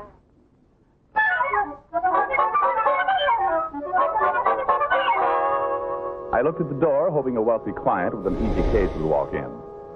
When that Connecticut car with a lemon-headed driver folded my fenders an hour before, I knew I was in for a repair job that would spring my bill clip. So I called the garage to see whether I should start saving up for it or just jump out of the window. Larson's garage. Larson? Diamond speaking. How does it look? Looks like you're going to be a pedestrian for about 3 weeks, Mr. Diamond. But it ain't all bad. The frame's out of line only a couple inches. Save the silver lining for the brake drums, Junior. You never call me Mr. Diamond unless there's going to be more than $100. How much, roughly? Oh, I'd say 250. I said roughly, not brutally. Anyway, why are you calling me up, Diamond? Didn't your guy tell you? My guy? Yeah, the big boy you sent over to get your stuff out of the car. Wait a minute. Did he say I sent him... Hang up, Diamond. Stop talking and hang up. Have a chair, friend. Be with you in a moment. Larson, was this guy of mine a thick-set, moronic-looking oaf with a greasy hat and a broken nose? The next one is through your ears, Diamond. Hang up. I'll talk to you later, Larson. I just heard a report that requires my attention. Do you realize, friend, that you made a big hole in my wastebasket? I suppose I wanted to fill it with water to wash my hair. How could I... Shut up! Where is it? I said, where is it? Talk! You told me to shut up. You can't have it both ways. Friend, I've had a bad morning. My car is smashed up, and my feet are wet, and things look bad in Egypt. As the old song says, I love a charade, but not this much. Don't play cozy. The stuff in your car. Oh. Well, now, let me think. There was a box of cleansing tissues in the glove compartment, some golf clubs in the trunk, probably some hairpins down behind the seat. I've told that girl 100 times. After the wreck. After the wreck. Everybody was throwing stuff back in the car. We want the brown envelope. Brown envelope? Friend, I never saw it. No. Scout's honor. See, I'll cross my hide Keep and... your hands down.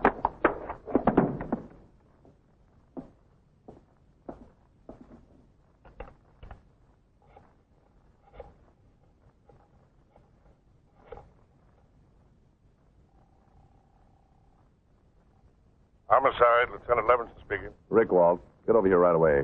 I'm busy. You better get over here. I've done it again. There's a dead man in my office. What? Just get over here and bring me a new wastebasket.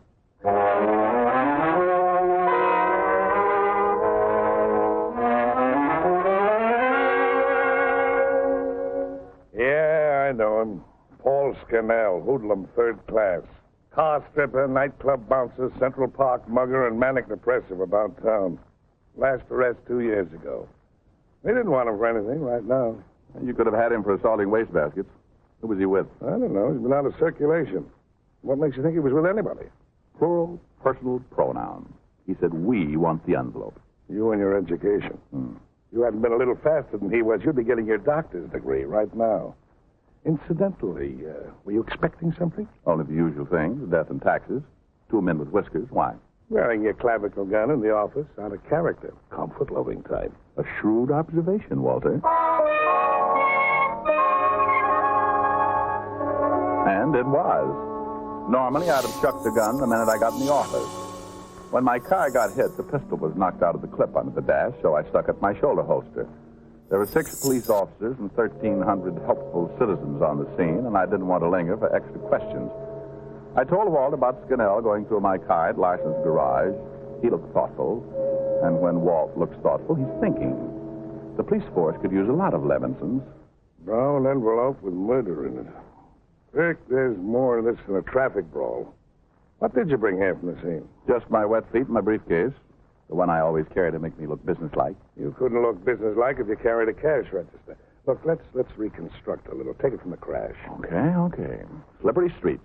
A gray coupe with Connecticut plates came barreling through the stoplight. I tried to get over, but there was a curbstone and a 30-story office building in the way.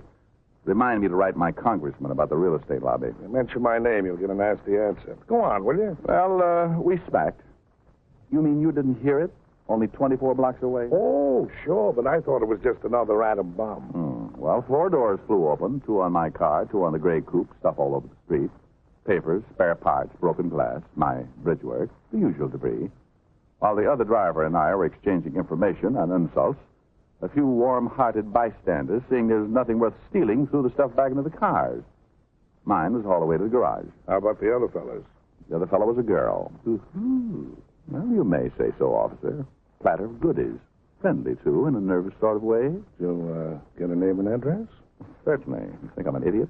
I can't answer that without breaking up a beautiful friendship.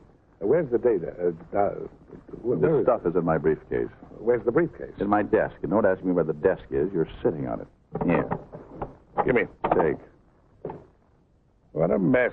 Reminds me of my wife's handbag. I would know. I've never been in your wife's handbag. Mr. Diamond, this is business. Shall we examine the contents of the briefcase? Pray do. Thank you. Item, paperback book. A weekend painter. Planning on painting a weekend? Man's entitled to a hobby if he ever gets time for it, which he doesn't.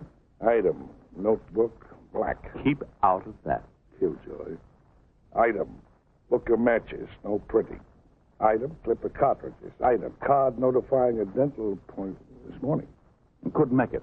Have to cross that bridge work when I find it. Yeah.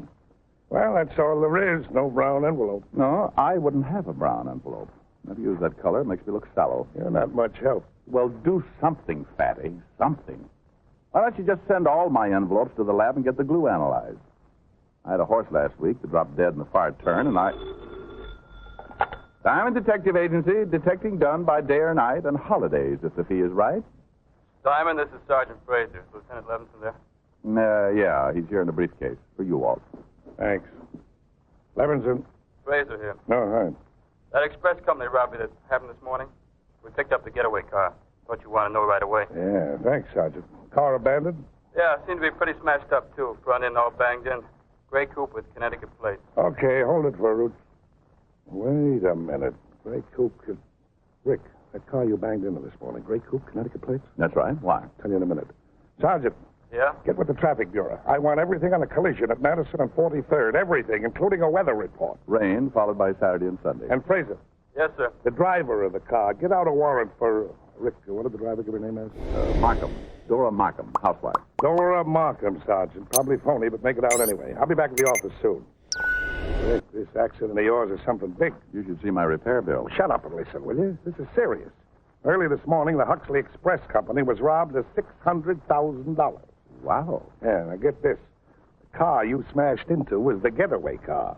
Whoever this dame is who was driving, she's tied in somehow with the gang who pulled the job. Mm-hmm. Well, Fatty, this is all very enlightening, but go a little farther. Why did this Scannell guy come here looking for a brown envelope? I don't know. I'm going back to the precinct. This is the first break we've had on this case. And you better keep your eyes open and that gun in your shoulder holster. Can't. Crushes my camels every time I stoop over. Oh, Rick, for the last time, this is no joking matter. For some reason, that gang thinks you have a brown envelope. That envelope means enough to them to kill for it. Ricky, my boy, up to now, you've been shot with luck. Don't crowd it.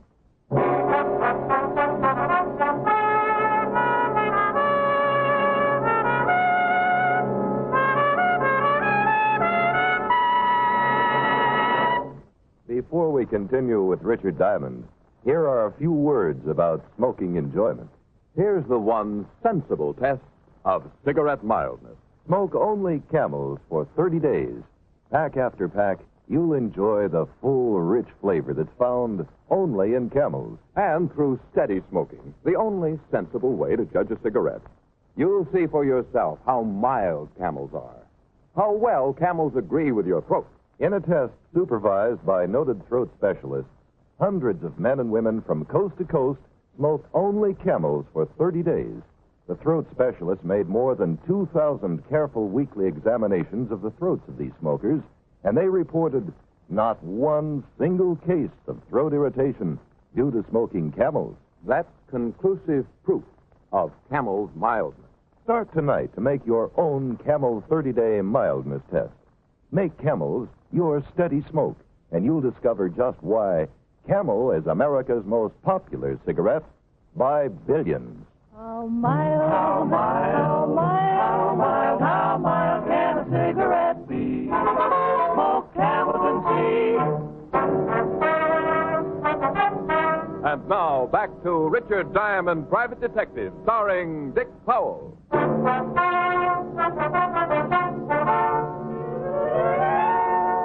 Up until now, as the man said, I had been shot and shot at with luck. I was in the middle of something, but didn't know what. After Levinson left, I sat and stared out the window. It didn't work any harder than that until the phone rang. Diamond Detective Agency. We try to please... Hello? Hello? Hello? Oh, well, maybe it was the wrong number. Or maybe it was somebody wanting to be sure I was here. I felt like a new clay pipe in a shooting gallery waiting for the sailors on Saturday night. It was a nice little office, but I suddenly didn't like it. I thought I'd go ask Helen about the piano sooner. I liked that idea. So I got up, packed my briefcase, shoved my stuff back in it, and as I zipped it shut, my hand felt a piece of paper stuck underneath it. It was the brown envelope. I got to work on it, and inside was a baggage check, and written on the back of it were 2 words, Blue Duck. I was just getting... Don't bother, Miss Diamond. Just give it to me. Well, hello, Dora Markham, housewife. I'm not as stupid as Paul Scannell, Mr. Diamond. Also, I'm a better shot. Well, he wasn't too bad. Got my wastebasket right between You talk too much. Get up, turn around, and take off your coat. Oh, do I have to? It's so pretty. My shirt's wrinkled on account of the rain, and Take it off, or the coroner will cut it off. Oh, I should have sent you in the first place, Dora. You're much more convincing. Now, okay, it's off. Look, you're a housewife. There's a button loose on the left sleeve, and The trousers? Off. Oh, now, Dora. The door is closed, and there's a silencer on this gun. I'd love to silence a noisy detective who tried to move in on a... Off, Diamond. Yes, ma'am. Gypsy Rose Diamond. A pretty girl is like a melody. How have you ever lived this long? Fresh air, hard work, and green vegetables. Let me show you my diet list. I have it right Stay now. away from that desk. Now, hand me your coat and trousers. Thank you. Turn around. Walk to the wall with your hands up. Up high. At the next tone signal, Diamond, your phone is being disconnected.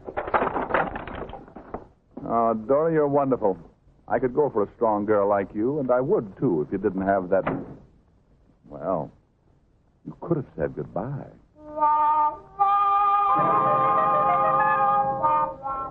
Richard Diamond, detective, with no pants. A private eye welcoming his privacy. I looked for the brown envelope. Gone with my wardrobe. I looked at the telephone. Alexander Graham Bell couldn't have fixed it with Don Amici handing him the pliers. I peered out into the corridor. No one in sight. Not even an insurance agent or a typewriter salesman. This alone was making history. I wondered if I could trot through the streets to the 5th Precinct pretending to be a cross-country runner. No, not in blue silk shorts. I sat down and waited. And waited. And waited. I tried telepathy. Helen, I thought, come and get me and bring me a pair of trousers. Helen, I concentrated. It's Rick. The rain must have done something to Helen's antenna, so I concentrated on Walt. Walt, I thought. And Walt walked in. Well, you're a more sensitive type than I thought, Walt. Did you bring me some trousers? Some trousers? What's coming off here?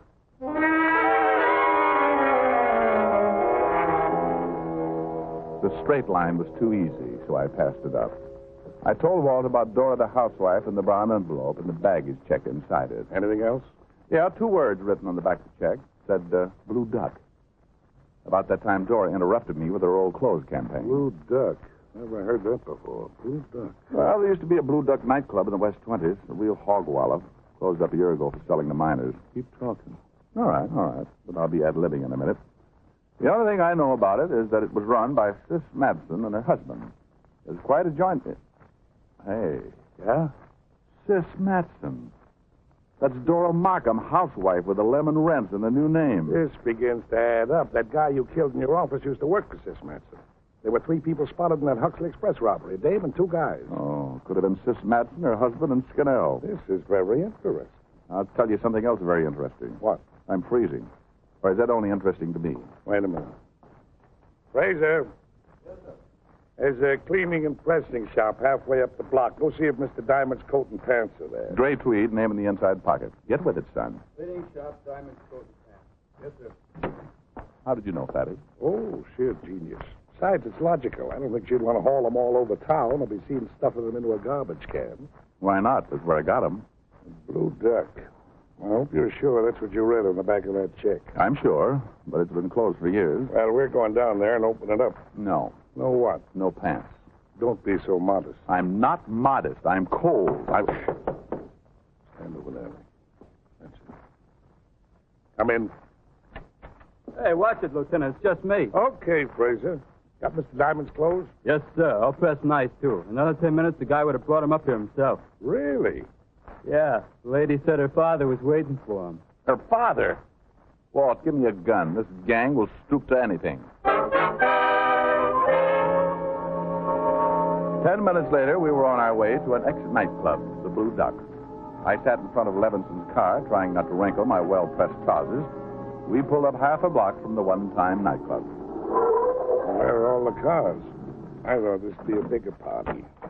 This place isn't a Blue Duck, it's a dead duck. Maybe it's a bigger party than it looks. Where are you looking? For a bright cop, Fatty, you're a little dull.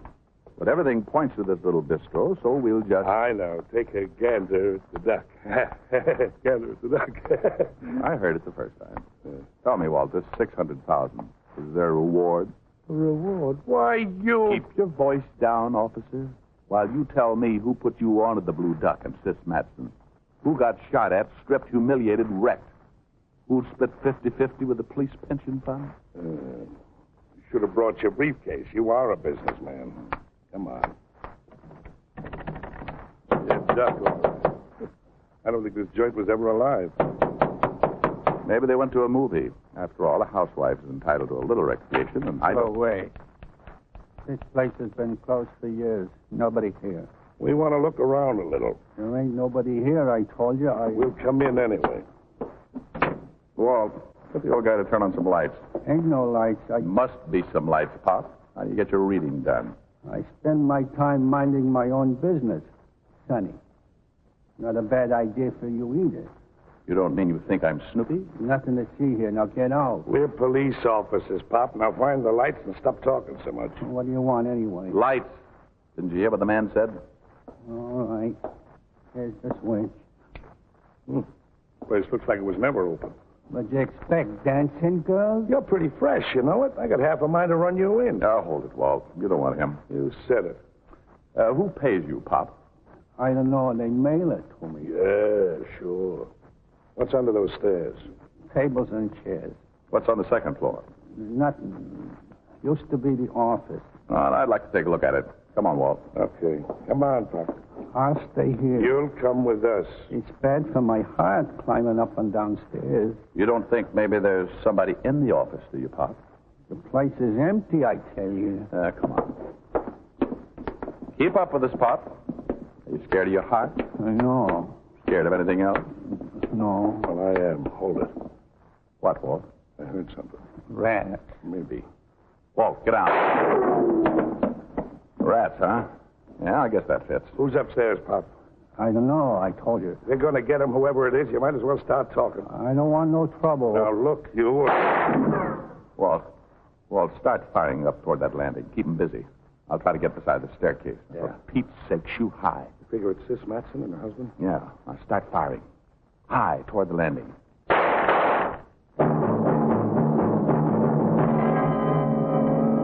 I started crawling under Walt's fire toward the stairs. I was getting sore. First, this Sis Matson steals my pants, and now she makes me mutt 'em up.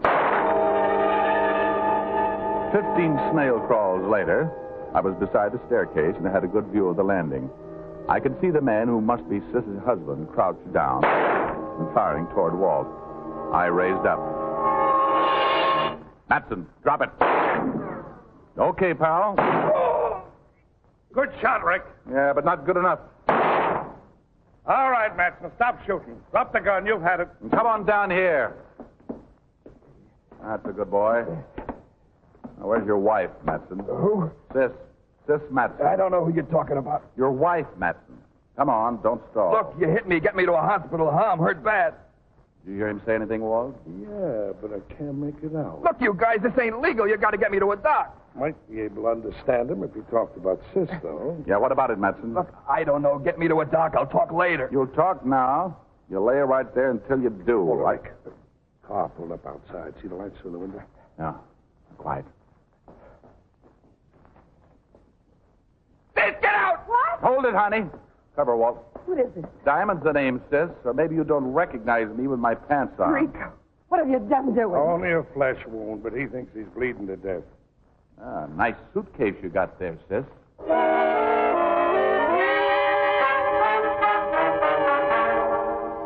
And it was. When I opened it, I half expected to find a collection of men's trousers, but instead, I found stacks of my favorite color, green.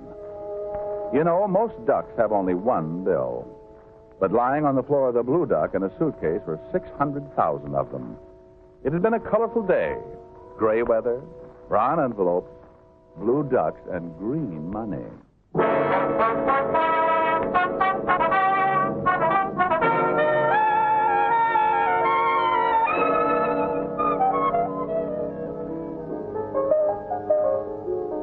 Rick, Yes, Ella? there wasn't any piano tuner here. Oh, that's too bad. Too bad. Mm-hmm.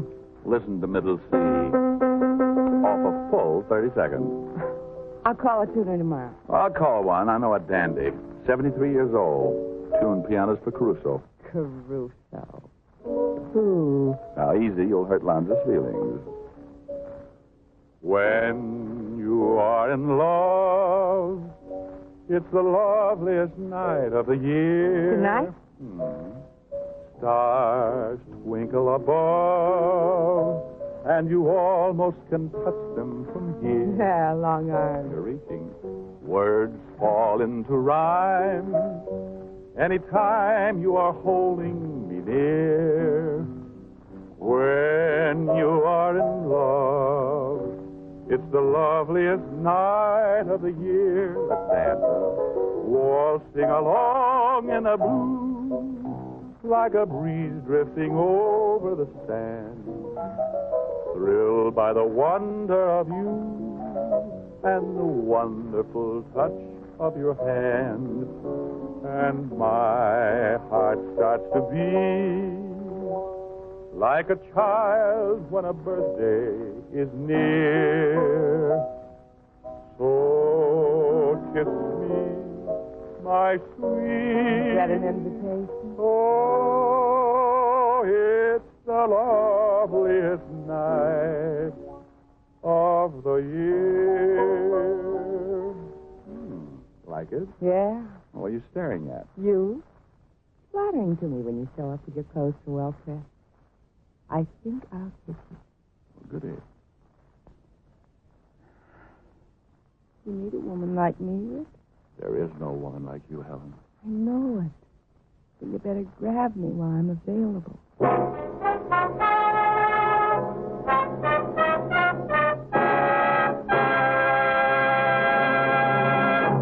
Dick Powell will return in just a minute. Here's a wonderful Christmas shopping tip. Give cartons of Camels as Christmas gifts. Camel makes it easy for you with a special Christmas gift carton. It's beautifully designed in holiday colors and has a built-in greeting card right on top of the carton. Be sure to give plenty of Camels this Christmas. It's America's most popular cigarette by billions. How mild, how mild, how mild, how mild can a cigarette be? Smoke Camels and see. Here's Dick Powell with a special message. Thank you. Ladies and gentlemen, every week the makers of Camel cigarettes send thousands of packs of Camels to military hospitals and veterans. That's to help show hospitalized men and women of the armed forces that folks at home haven't forgotten them. This week, the free packs of Camels go to Veterans Hospitals, Marion, Indiana, and Sheridan, Wyoming, U.S. Army Station Hospital, Camp Gordon, Georgia, and the U.S. Naval Hospital ship Repose. Now until next week, enjoy Camels. I always do.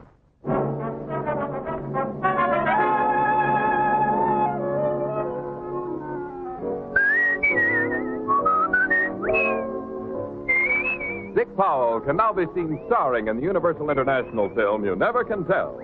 Tonight's transcribed adventure of Richard Diamond was written by Dick Quentin, with music by Frank Worth. Our director was Nat Wolf. Virginia Gregg played the part of Helen Asher, and Alan Reed was Lieutenant Levinson. Others in the cast were Kay Stewart, Herb Butterfield, Herb Ellis, and Bob O'Connor. The bite is out and the pleasure's in when you smoke Prince Albert. It's specially treated not to bite your tongue. The bite is out and the pleasure's in. That's why pipe smokers will be delighted with Prince Albert for Christmas. The big 1-pound tin of Prince Albert comes in a gaily designed holiday package that needs no wrapping. Just write your greeting on the built-in card and present Prince Albert to delighted pipe smokers. Listen next week for another exciting adventure of Richard Diamond, starring Dick Powell. This is your FBI. The official broadcast from the files of the FBI follows immediately. Stay tuned. This program came to you from Hollywood. This is the American Broadcasting Company. You are listening to Golden Age Radio, rumble.com/C/GAR.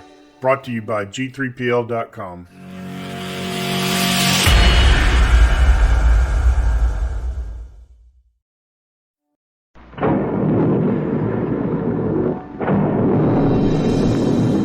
Calling all adventure fans. Calling all Dick Tracy fans. Stand by. Dick Tracy is on the air.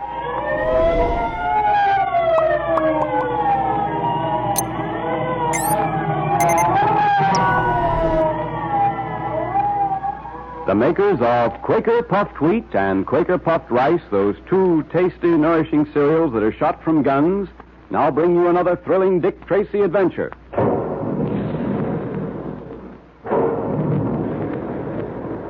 And there's the sound of the big guns in the Quaker plant, where they're making puffed wheat and puffed rice for the thousands of happy families who enjoy something specially good for breakfast every day. You know, breakfast is a very important meal. It follows the longest stretch between meals and comes just before you start your active day. That calls for lots of real food energy, and that in turn calls for nourishing puffed wheat and puffed rice. That's why they're shot from guns. A special Quaker process explodes each grain of wheat and rice to 8 times its normal size. The tiny, hard-to-digest food cells are unlocked for you so that you can use their trigger-fast food energy easily and quickly. So have Quaker puffed wheat or Quaker puffed rice for breakfast often. Try them turnabout. Puffed wheat one day, puffed rice the next. You know, there's a good idea for you to tell Mother about. She's always trying to give you and Dad something different that you really enjoy and that's specially good for you, too. Well, with Quaker puffed wheat and Quaker puffed rice, you have 2 delicious flavors for a taste variety that the whole family goes for. So tell Mother about it and ask her to get some Quaker puffed wheat and Quaker puffed rice at the grocer's. And then you can change flavors every day and still be getting the trigger-fast food energy you need to be as quick in thought and action as Dick Tracy is. And remember, patrol members, there's another secret code message for you at the end of today's program. So be sure you have your pencil, paper, and secret code book ready. An unknown assailant called the Man with the Yellow Face has threatened the life of the well-known Egyptologist Dryden Small. Yesterday, we heard how Dick had received a code message from Pat, who was walking on Deck A with Dryden Small. As Dick and the ship's captain hurried to Deck A, someone cried, "Man overboard!" It seems Pat, fighting hand-to-hand with the Man with the Yellow Face, had been thrown overboard. The brave and courageous detective leaped over the side after his friend. Will he save him, or will he, too, meet death in the black waters of the ocean? Get lifeboat 4 over the side. All right, sir. Station 4. Station 4. Yes, I see just winning enough to pass. Hey, what? Come along, man. We've got to get that lifeboat over the side at once. It's being lowered now, sir. Good. Come along. Easing them out there. Steady. Keep a level as she lowers. Swap the men, smartly. There are 2 men overboard. Tracy and Pat. He's down, sir. Cover those blocks far enough. Man the oars, men. Good luck, men. Good luck. You've got to bring them back.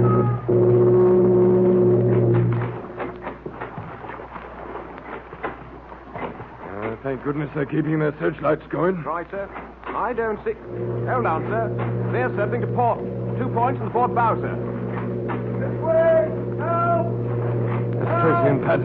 Pull out, men. Right, sir. Side of them. Heave away there. Heave, boys. Heave. Stand by on the bow, bosun, to help them aboard. Aye, aye, sir. Oars. Yeah. All right, Mr. Tracy. We've got you, sir. We've got you. Take Patton. He's out. Right, sir, right. Pull him in, boys. Pull him in. Now lend a hand. There we are. All right, you're next, Mr. Tracy. Grab hold, sir. Grab hold. Easy. Up you come, sir. Up you come. Over. Thanks. There we are. Well, that water's cold. How's Patton? He'll be all right, Tracy. He's suffering from cold and shock, most likely. But we'll get him back to the ship at once. And pull away together. Stroke. Stroke. Stroke. Well, Dick, I guess I owe my life to you once again. Someone else would have pulled you out if I hadn't been there, Pat. But no one else did. That's the point. Now that you're able to talk, Pat, tell me, what happened up there on deck? Well, Small and I noticed someone whom we took to be the Man with the Yellow Face. Uh-huh. I immediately sent you that message asking you to come up on deck. Well, after the steward left with the message, Small and I walked aft along Deck A when suddenly a figure slipped out of the shadows. He was on us before I could get set. He knocked Small to the deck, and then I grappled with him. Dick, I've never met anyone so powerful in all my life. I couldn't do a thing against him. He was so strong that he actually picked me up bodily and heaved me overboard. I don't suppose you got a good look at him, Pat. No, Dick, I didn't. Everything happened so quickly. This man, Dryden Small, he knows why he's being hounded, Pat. He knows what the Man with the Yellow Face is after. I'm convinced he also knows who the Man with the Yellow Face is. Well, why don't we just wash our hands of the whole matter, Dick? Now, you know we can't do that, Pat, even though I told Small I would. There's something I can do. I can have this out with Dryden Small. So far, we've managed to protect him, but we can't go on this way. We've got to make that fellow realize that the closer we get to America, the more desperate our adversary will become. Come on, we might as well have this out right now. Yeah, but the doctor said he was sleeping. I can't help that. I wonder who that is. Come in. Well, Captain, come in. I don't mean to disturb you, Mr. Tracy, but something terrible has happened. Well, what is it, Captain? The thing I've been dreading has come at last. You recall earlier this evening I spoke of one of the crew being found unconscious in the storage room. He was a man with a weak heart, I said. Yes, I remember. He's the man who claimed to have seen a figure standing in the door of the storage room. Yes, well, he insisted on going on with his work in the storage room. He's had another shock, Tracy. One that may be fatal. Another heart attack? Yes. From what I know, I'm convinced he was scared into his present state. I see. Where's the victim now? He's still down in the storeroom. The doctor is giving him first aid, trying to revive him. Pat, you stay with Dryden Small. Yeah? I'm going down to that storage room with the captain. Those two things may be linked up. I don't know how, but they may be. Okay, Dick. But don't worry about me. I'll be all right. Here, take my gun. You may need it since you lost yours overboard. All right, thanks. And don't let Small out of your sight. Oh, I won't. Come along, Captain. Right. If what you say is true, we may have to make new plans at once to trap the man we're looking for.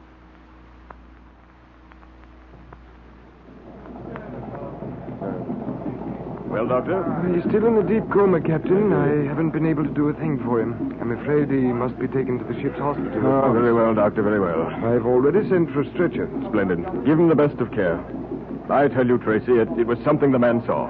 Captain, may I suggest that your men make a thorough search of the hold at once, especially the storage room? I've already seen to that, Tracy. What you told me this evening about the strange apparition this man saw may certainly have something to do with this. Perhaps it was the man with the yellow face. By the way, what's that thing over there? That? That's the mummy case Dryden Small is bringing back to America. I believe it contains the mummy of Tutankhamun's second son. Frankly, Tracy, I'd feel much happier if Tutankhamun never had a second son. Yes. A mummified passenger isn't altogether pleasant. What I'm worried about is the effect of all this on the crew, Tracy. They talk a great deal. Too much, perhaps. Rumors get around, you know. Before you know it, your ship has a bad name. I don't like it. I can well understand that. Ah, here comes the mate.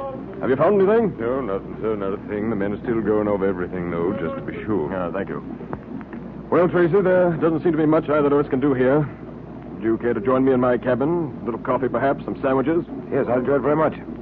But I feel the most important place for me to be right now is back in Dryden Small's cabin. All right, I'll have the coffee sent there.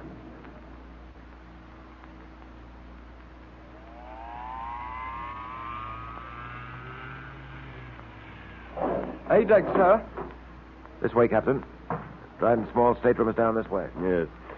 You know, Tracy, it certainly is reassuring to have you on board this trip. I'd hate to have all these bizarre things happening without you here to help clear them up. Well, I haven't cleared them up, Captain. No, but I know your reputation. I have absolute confidence in you, Tracy. Well, thank you. This is really one of the most puzzling cases I've ever encountered. Mm-hmm. I don't believe I ever had so little of a tangible nature to work with. There's so many things I'd like to know. I'd give a great deal, for instance, to know what the Black Pearl of Osiris is and where it is. I'd like to know why the man with the yellow face is so anxious to get hold of it. To make it brief, Captain, I'd like to know what it's all about. That is all that, eh? Well, I'll say this, Tracy. I'll be a very much relieved man when this ship docks at New York. I dare say. Well, here we are. Pat must be in the bedroom. Yes, he, I've told you this before. Wait a minute. Voice. Strange voice. Listen. I have no desire to discuss this matter with you at any length. All I ask from you is that you tell me where the Black Pearl is. The Black Pearl of Osiris. I don't know, I tell you. I don't even know what you're talking about. Your friend, Dryden Small, practiced the same deception. He, too, pretended ignorance of the Black Pearl of Osiris. You see what has happened to him. The same thing will happen to you. This pearl-handled revolver of his may not be very impressive looking, but I rather think if it is well aimed and skillfully handled, it can be deadly indeed. Now, listen, I'm telling You you... will tell me nothing but what I want to know. Where is the Black Pearl of Osiris? Answer, you white devil, or it will be the worse for you. Great heavens, Tracy. What's going on in there? It's evident that Pat's on the spot. I've never heard that voice before, but I'll bet it's the man with the yellow face. What can we do? Have you a gun? No, I haven't. Neither have I. I gave mine to Patton. I can get one, though. No, there's no time. We've got to work quickly. But you can't do anything against that man without a gun. Time grows short, my friend. Answer me quickly.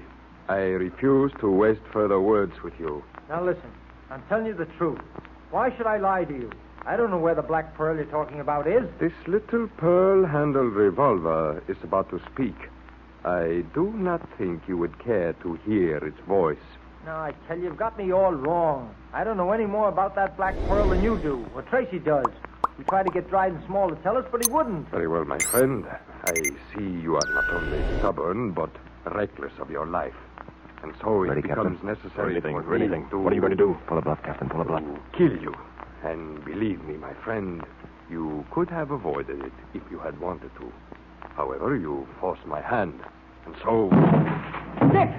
Dick! There you are. Drop that gun or I'll drop you. Who is the man with the yellow face? And will Tracy succeed in bluffing him? What is the mystery of the Black Pearl of Osiris? We'll soon know.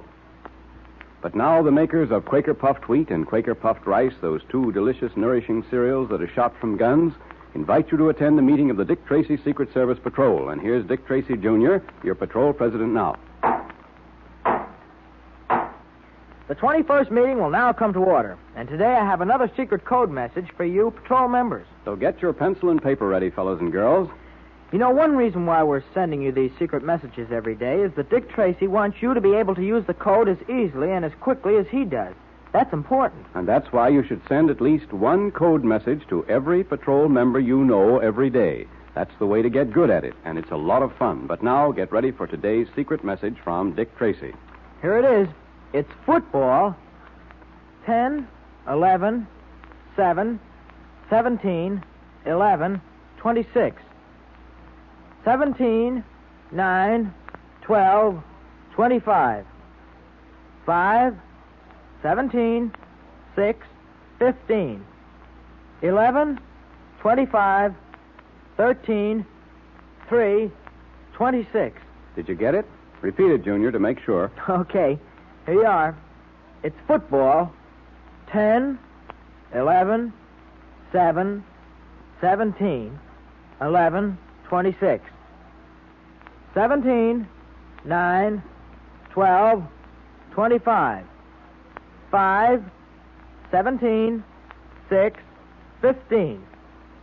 11, 25, 13, 3, 26. And remember, fellows and girls, that's a real message from Dick Tracy to you. Follow those instructions because something very important is about to happen. And if you or any of your friends are missing all the fun we're having, tell them how to join the patrol right away. You know, you just mail 2 Quaker Puffed Wheat or Quaker Puffed Rice box tops, or one of each with your name and address, to Dick Tracy, Box L, Chicago. Then you're a full-fledged member. You get the secret code book, the Dick Tracy Pledge, and the patrol member's badge. And don't forget to form your own active Dick Tracy patrol. It tells you how to in the secret code book. And then you're a patrol leader, and Dick Tracy sends you the special patrol leader's badge to wear with your regular badge. And say, patrol members, have you been promoted to the rank of sergeant or lieutenant yet? It's a real honor to wear one of those officer's badges, you know. Look it up in your code book and start now to win your promotion.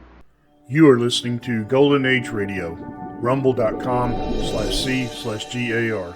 Brought to you by G3PL.com.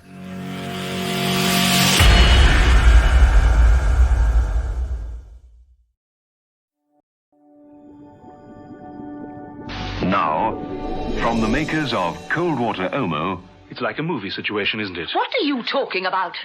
A tender young girl is alone in an old house. A mysterious stranger calls. May I use your telephone? He asks. She admits him. And then, when he walks across to the telephone, he finds... Da-da-da-da-da. The wires have been cut. What the devil are you raving about? Now, look here. Make that call and get out. I can't. Look. The telephone. Da-da-da-da-da. The strange young man who had lifted the receiver replaced it and pulled on the telephone cord. He waved the ends at Mrs. Peel. It had been cut all right.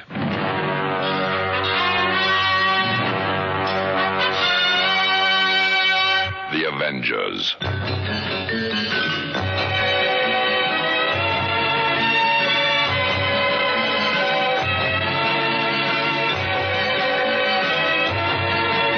John Steed and Emma Peel, The Avengers.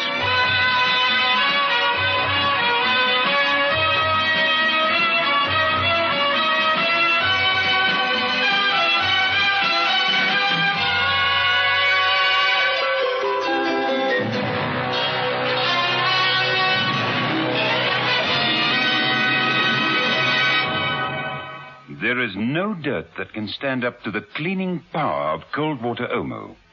Over 1 million South African housewives have proved it. And Mrs. Bodington is one of them. My wash is beautiful, and I'm very proud of it. My husband particularly wears a lot of white plain bowls, and his clothing always looks delightful. There's nothing like cold water Omo. Yes, once an Omo user, always an Omo user. Cold water Omo is the washing powder that cleans best. What's in the Wall's ice cream freezer today? I say, wow wafer. Wonder what's inside.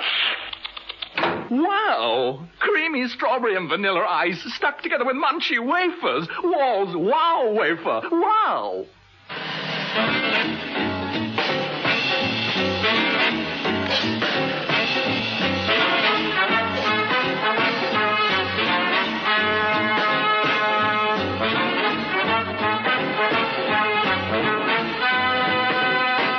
Episode 4 of this story, in which it is brought home to John Steed that the situation is very serious and that Emma Peel could be in danger of being killed by the Joker. The weekend down at Sir Cavalier Rausikana's country home had started very mysteriously and had become more sinister with every hour that passed. Mrs. Peel, deserted by her host and his ward, had thought of an early night, curled up in her four-poster bed with a pleasant novel, untroubled by the fog which was sweeping across Exmoor and enveloping the old house like a white, damp shroud. Mrs. Peel was not a nervous person. She was too used to unusual situations and well capable of taking care of herself, but she was extremely puzzled by the whole affair. John Steed, on the other hand, was more than puzzled. He was frankly very anxious. He'd phoned George Fancy, who, reliable as ever, had called round. Come in, George, come in. What's the trouble, Steed? I'm not sure, but someone put this across my stairs. Steed held out the device, which was a steel, retractable tripwire. The moment I tripped, it broke contact and retracted into the metal base, which was fixed neatly into the corner of the stairs. I was lucky. Could have been far worse than a sprained ankle. Cunning little gadget. Nasty. And you think that... I don't know what to think, but I can't take any chances. If this is Max Prendergast up to his old tricks, then Mrs. Peel may be in more danger than I am. She's down at this place, Rausikana Hall. Did you find out anything about it? Yes, I did. It's near a place called Little Dayton. Got the phone number? I have, and I tried it. Thought it would save time. It didn't. The phone is dead. Tried twice. Must be something wrong with the line. They have a very thick fog down there, according to the radio. Can't see why that should affect the phones. You sure? Yes, quite sure. Try for yourself if you like, but you won't get through. I don't think I can let it slide. Neither do I. Another thing, Sir Cavalier Rausikana left this country 4 days ago on a holiday abroad. Officially, that house is empty. Oh, well, that decides it. Little Dayton. That's the other side of Exmoor, isn't it? Yes. It'll take us some time to get there. If we get there, this fog. Thicker than a pea soup in that area. We may not get through. We've got to get through. Oh, lost this ankle. I think I can drive the car. No, don't worry about that. I'll do it. Come on, I'll give you a hand with your hat and coat. George Fancy walked across to the hall stand. He picked up Steed's thick overcoat and bowler hat. As he did so, a card fluttered to the floor. What the devil is that? Playing card? Oh, how very odd. Must have been inside your bowler. A joker. Let me see that. Here. Oh! What's wrong? Cut myself. Oh, look. There's a razor blade on the back of the card, stuck on with transparent tape, edge just level with the side of the card. Darn fool thing for anyone to... George? Steed, George, what is it? Steed, George? It was meant for you. George! George made no reply. He couldn't. He was dead.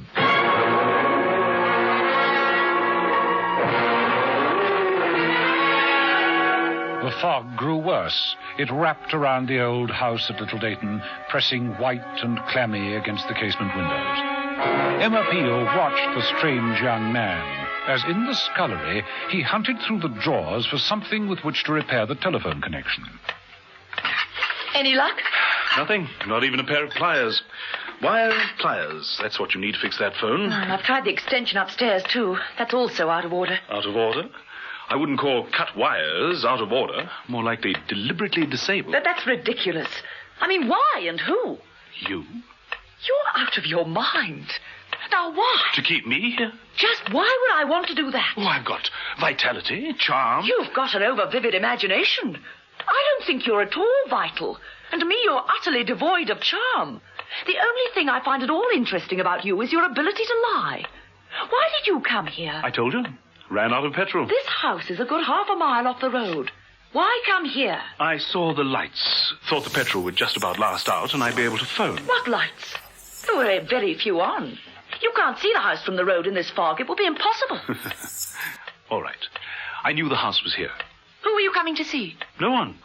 I told you I'm interested in property. It's my business. Stately homes and all that sort of thing. The Baron von Dufy... Is dead.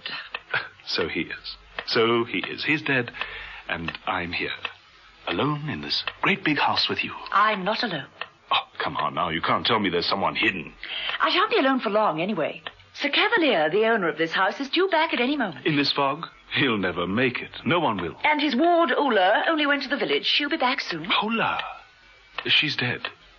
Like the Baron Dufy. Dead. I killed her. The strange young man picked up the bloodied knife that was stuck in the table. He flourished it at Mrs. Peel. Take a look in the garden. That's Ula, all over. You see, I said I was traveling incognito, didn't I? It's a fact. I'm really Jack the Ripper. Mrs. Peel looked at him calmly and coldly. You could be anybody. I only know one thing. You're a bore. It's late. I'm tired. I want to go to bed. In that case, would you like me to tuck you up? The young man put down the knife and stretched an arm round Mrs. Peel's waist. Mistake. No one does that, unless I want them to. Come on. Mrs. Peel frog-marched the strange young man out of the scullery, through the kitchen and into the hall. Hey, now look here. Out. I've had enough of your nonsense. You're really throwing me out? I'm really throwing you out. On a night like this? What's the matter? Baby, are you scared? Out. Look, I feel safer back here. It's dreadful outside. Look at the fog. Mark you, this place is too creepy. You can tell the owner that's not grand enough for my retinue. Out! All right. I know when I'm not wanted. Oh, by the way, I take it back. About you being alone, I mean. I don't think you are alone in the house. Don't believe me? Then take a look at the dining room. Bye.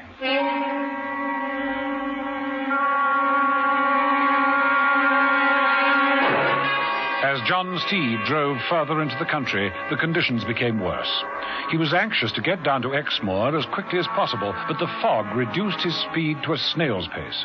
Eventually...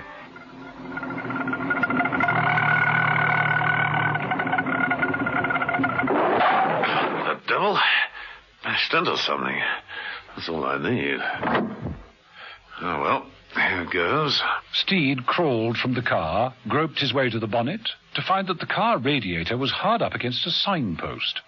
Steed, who was carrying a torch, shone the beam upwards and read, "From this vantage point, you have a breathtaking view of 4 counters." I'll settle for a hand in front of my face. Steed limped back to the car with not the foggiest idea of where he was.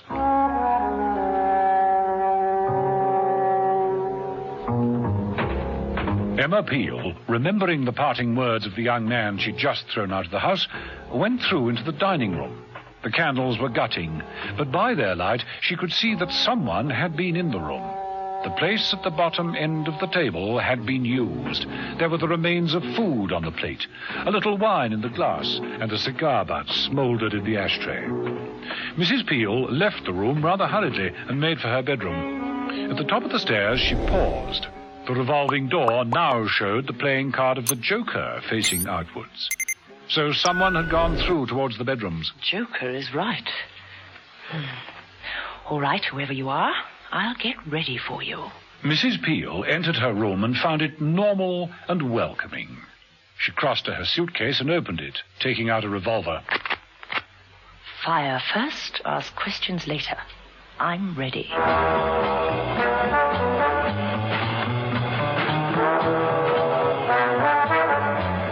Down in the fog-shrouded garden, the young man stumbled through the bushes and stopped as he encountered Ula. Oh, how did you get on? I think I worried her. I really think I worried her. Just worried? Funniest caper I've ever been on. Why try to scare her to death? I've told you it's a joke, a practical joke. Well, take my word for it. That one doesn't scare easily. I've done my job. I want to be paid off. Of course, but you haven't finished yet. You have to scream first. Okay, I'll give you a real blood curdler. That good enough? No. No, I'm afraid it isn't. I think we need the real thing. Don't you? Ula turned and looked over her shoulder. The bushes parted. The huge figure of a man loomed out of the fog. A large, hairy hand tightened its grip around a pistol. No. No.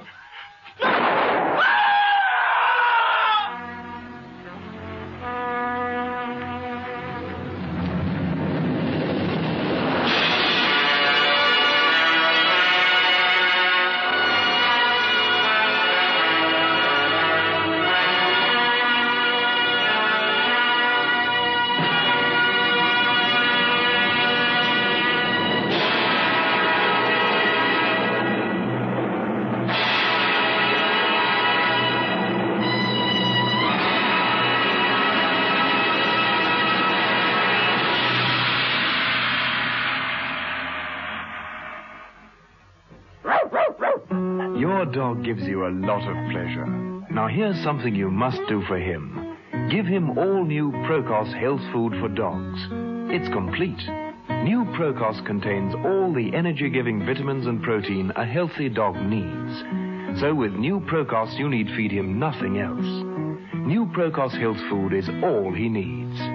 Care for your dog. Give him New Procos Health Food for Dogs.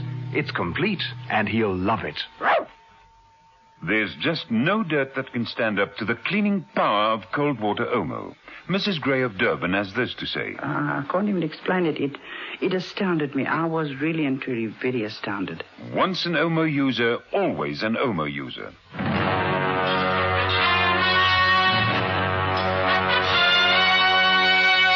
The Avengers.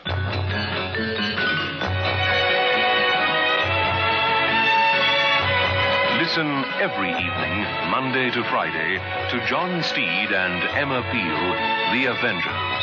Brought to you by the makers of Cold Water Omo.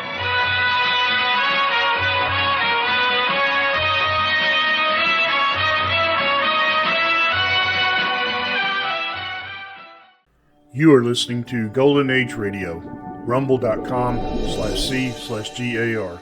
Brought to you by G3PL.com.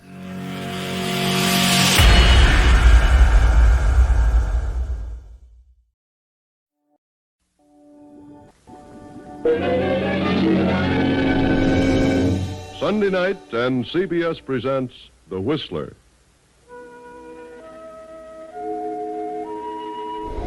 I, the Whistler, know many things, for I walk by night.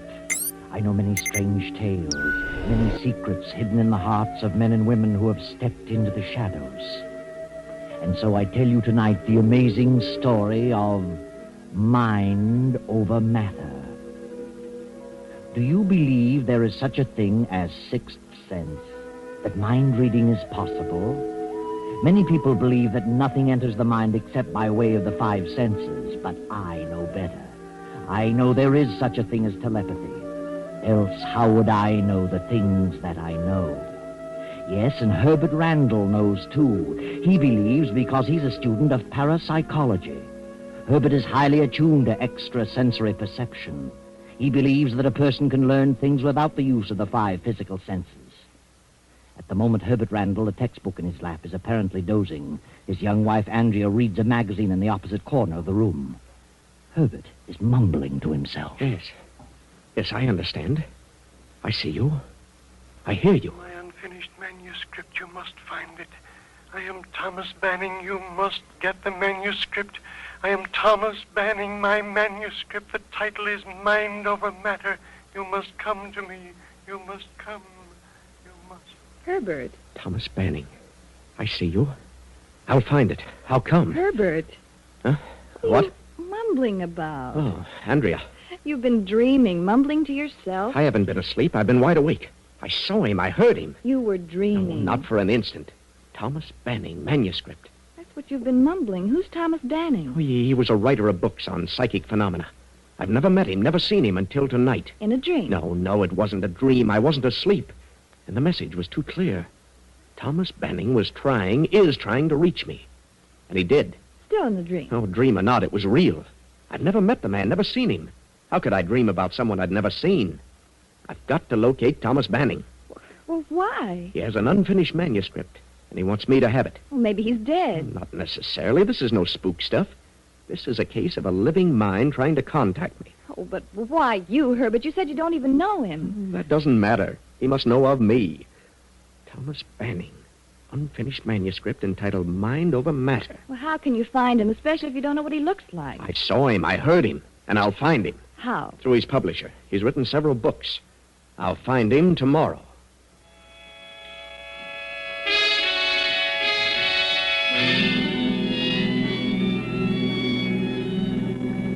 So Herbert learns the name of the publisher of Thomas Banning's books, learns Banning's address in the country, and with Andrea drives to the place. As they near the estate, they stop at a gas station for further directions. Howdy, folks. What can I do for you? We're looking for the Thomas Banning home. Know where it is? Yep, I sure do. Why? We're going there. Well, it's a quarter of a mile ahead. First gate on the left-hand side. But not many people go there anymore. Why not? Well, miss, since the day Thomas Manning's brother disappeared, there's been strange things going on there. Oh, what strange things? Noises, weird howls and screams. People kind of think the place is haunted with William Banning's ghost. William was Thomas's brother. Oh, is William dead? Oh, nobody knows what happens to William. Just blew in from South America and a few months later disappeared. Have you heard the screams? Yeah, and what's more, I don't want even to talk about it. So long, folks. First gate on the left. Well, this really begins to sound interesting.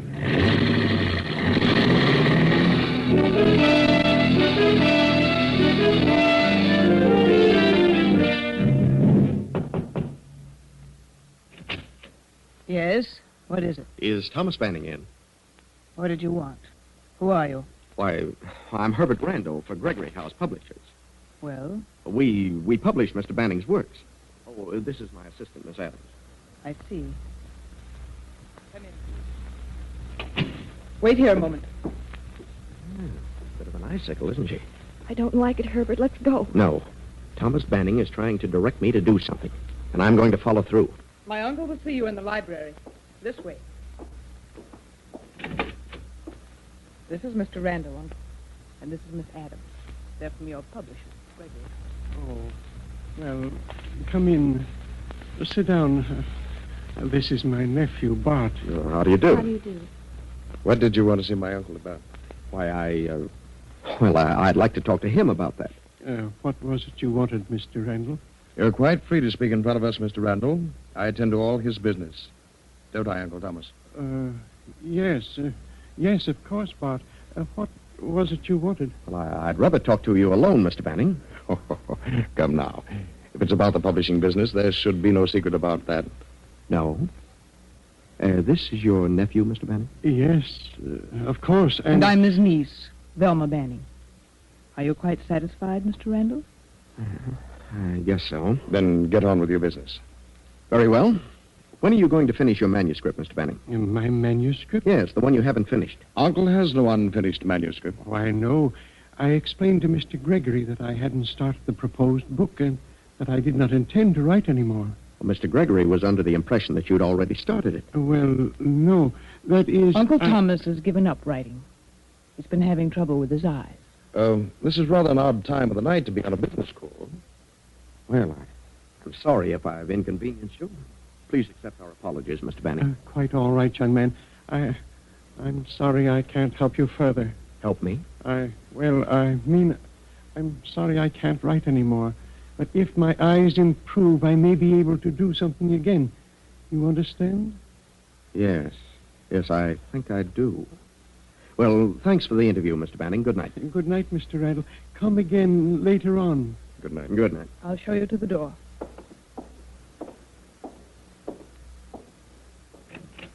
Good night. Well, what do you think of that, Andrea? It's Banning, exactly as I saw him in the vision. I still don't like it. Did you get the meaning of the situation? No. What do you mean, Herbert? Oh, I sensed it the second I walked into the room. You would. What was it? Thomas Banning was lying about that manuscript. Did you notice the way those two butted in and led the conversation? He's afraid of them. They've got him cornered for some reason. He was afraid to speak the truth. Say, look. Yes. What is that, a grave? It certainly looks like a grave. Herbert, it is a grave. And freshly dug. A small one, but just about right for Thomas Banning. Oh, Herbert, what do you mean? And look over there. Another one, but filled in. You can tell by the way the grass is sunken. Come on, let's get out of here. There's certainly something strange going on here. Herbert! Now, take it easy. They're killing him. We've got to stop them. No, wait. There's nothing we can do at the moment. We wouldn't have a chance. Come on, let's get back. Herbert, what is it? What's wrong? There it is again. And I'm wide awake. I heard it again. Oh, I didn't hear a thing. The manuscript. You've got to get the manuscript. He reached me again. Oh, please, Herbert, please, let's go. Yes, Andrea. We'll go now.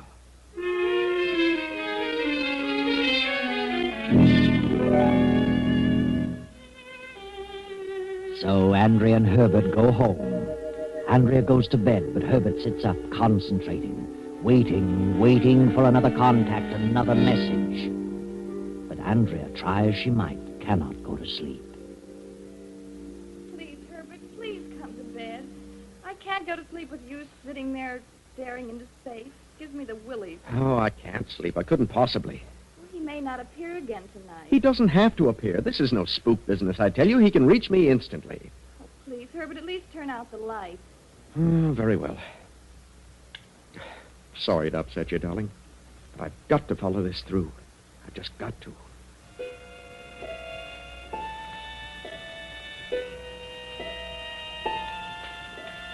Thomas Banning. Thomas Banning. Thomas Banning. Find the manuscript. Mind over matter. Get the manuscript. You must get the manuscript. You must.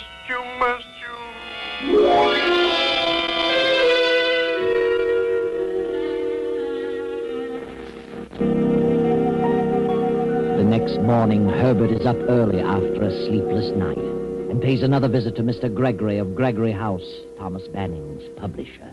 I'm Herbert Randall, Mr. Gregory. I was here yesterday to get the address of Thomas Banning. Yes, I remember. Well, I'm with the Parapsychology Laboratory of State University.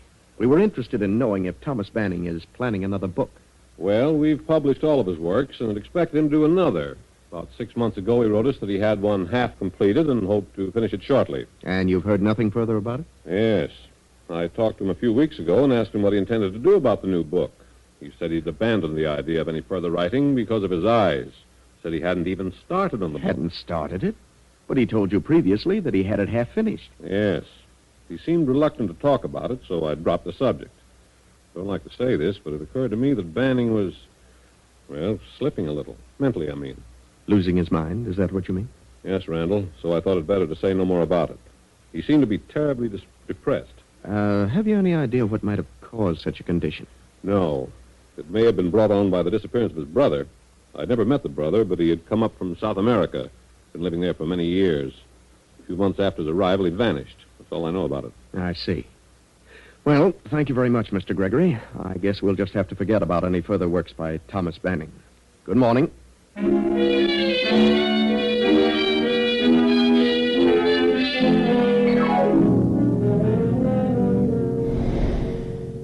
Mr. Hellman, I understand you're Thomas Banning's banker.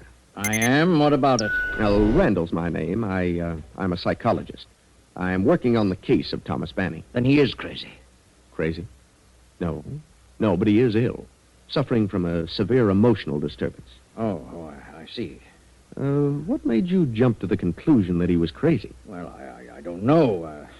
You're a psychologist. Well, what had he done, Mr. Hellman? That seems so strange. Well, he came in here in a terrible hurry one day and drew out all his money. Turned all his assets into cash, except the country place, walked out. He acted very nervous, very queerly. I knew something was wrong with him. I figured he was losing his mind. Mm-hmm. Was that before or after his brother William disappeared? Oh, I think it was before, but I'm not positive. Tell me, did you ever meet his brother? No, I was a bit surprised to learn that he had a brother. But he'd been living in South America for 20 years. Mm-hmm. Did the brother have any children? I understand he had a son who came with him, and the son brought his wife. That's all I know about it. I see. Thomas must have had a considerable amount of cash. Yes, he left here with something like 100,000 in large bills. 100,000? Then you would say that such actions indicated that something was wrong with him, that he was decidedly not his normal self. I certainly would say that. I think he concentrated so much on spooks and the supernatural that he just cracked up over his subject. Well, thank you, Mr. Hellman, for the information. You're quite welcome. Oh, by the way, who did you say you were? Herbert Randall. You can check on me through the Parapsychological Laboratory of State University. Good morning, Mr. Hellman.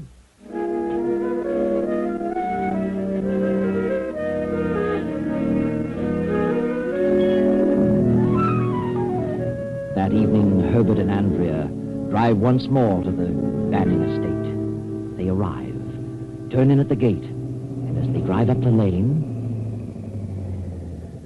Herbert, look. Well, what do you know about that? That mound of earth is gone. The hole's been filled in. Good heavens, then they've already killed him. Oh, you're probably right. Oh, they're desperate, Herbert. They'll do anything. Let's don't go in there. No telling what they'll do. Please, Herbert, let's go back. Well, here we are, Andrea. Come on.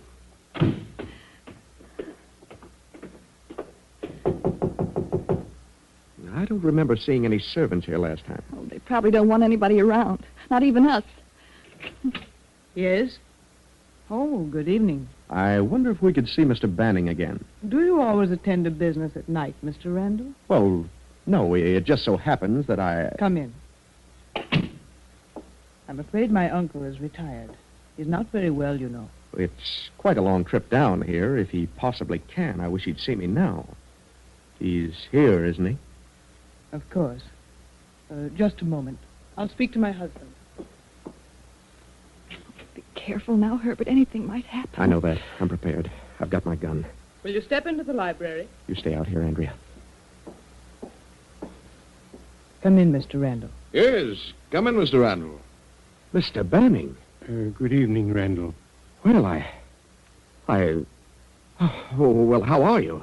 Didn't you come here to see Mr. Banning? Oh, yes, but You seem so surprised. What do you want this time? Oh, well, I want to talk a little further about the book. Couldn't I possibly see you alone, Mr. Banning? You're going to start that again, Randall? What are you so worried about? Go ahead, speak your piece. I'd prefer to talk with him alone. You're just a bit of a nuisance, Randall. Very well. I'd like to know why you won't finish your manuscript, Mr. Banning. He told you he hadn't started it because of his eyes. He could dictate it. He's too ill to concentrate on writing a book. Is that true, Mr. Banning? Well, yes, I have been ill lately. But if you hadn't started it, you'd have gone to the extent of completing the research for it. Your discoveries are important, Mr. Banning. We need them. If you'll just outline your research to me, I'll write it for you. You owe that to the profession. Uncle is in constant pain. Oh, he is?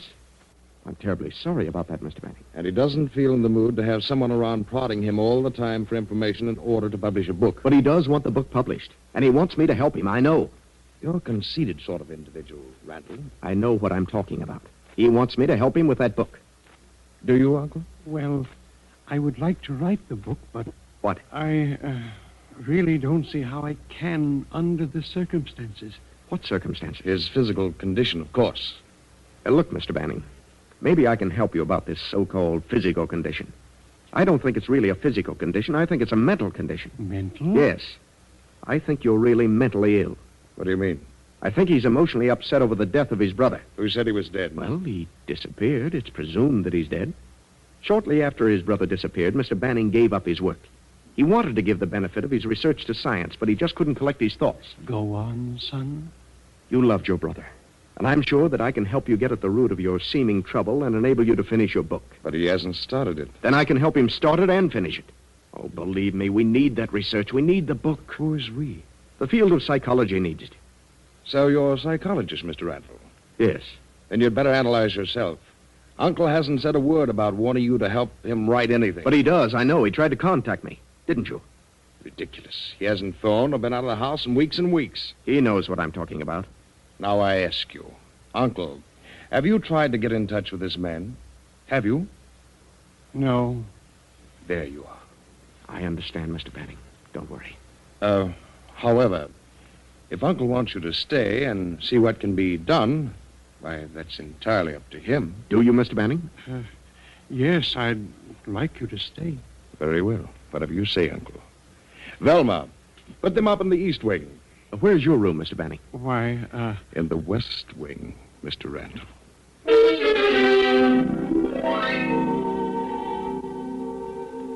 The hours of the evening pass. Herbert and Andrea sit in their room in the Banning house waiting. Still waiting for another message. Another contact Herbert is confident will come now clearer than ever. Then you think that he hid the money on the estate and they're trying to force him to tell where it is? Yes. When I drove up the driveway tonight and saw that hole filled in, I felt sure they'd killed him. But they wouldn't do that until he told them where the money was. Since the hole was filled in, it stands to reason that they've only been digging in an effort to find it. But what happened to the brother? Why would the nephew do away with his own father? Well, maybe he didn't. Maybe Thomas Banning had something to do with that. An argument over the money. You mean Thomas killed his brother because the brother was trying to get the money? Oh, it's possible. Anything is possible. And if the brother was as nasty as the nephew, I wouldn't blame Thomas Banning. But the climax will come tonight. The nephew and his wife are suspicious of us. They know they'll have to work fast. Oh, what a situation. Please go to bed, Andrea. Let me concentrate on this thing, and I'm sure I'll have the answer before morning. Very well, Herbert. Good night, dear.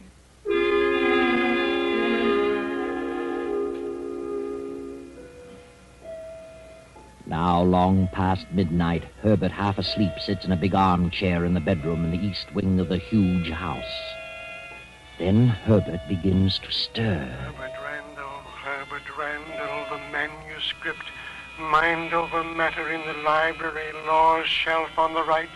Mind over matter, law's shelf on the right. Get it now, get it now, get it now. Library. So a shelf on the right. Andrea! What is it, Herbert? I got it. I got the message. The manuscript is in the library, lower shelf on the right. Come on, quiet now.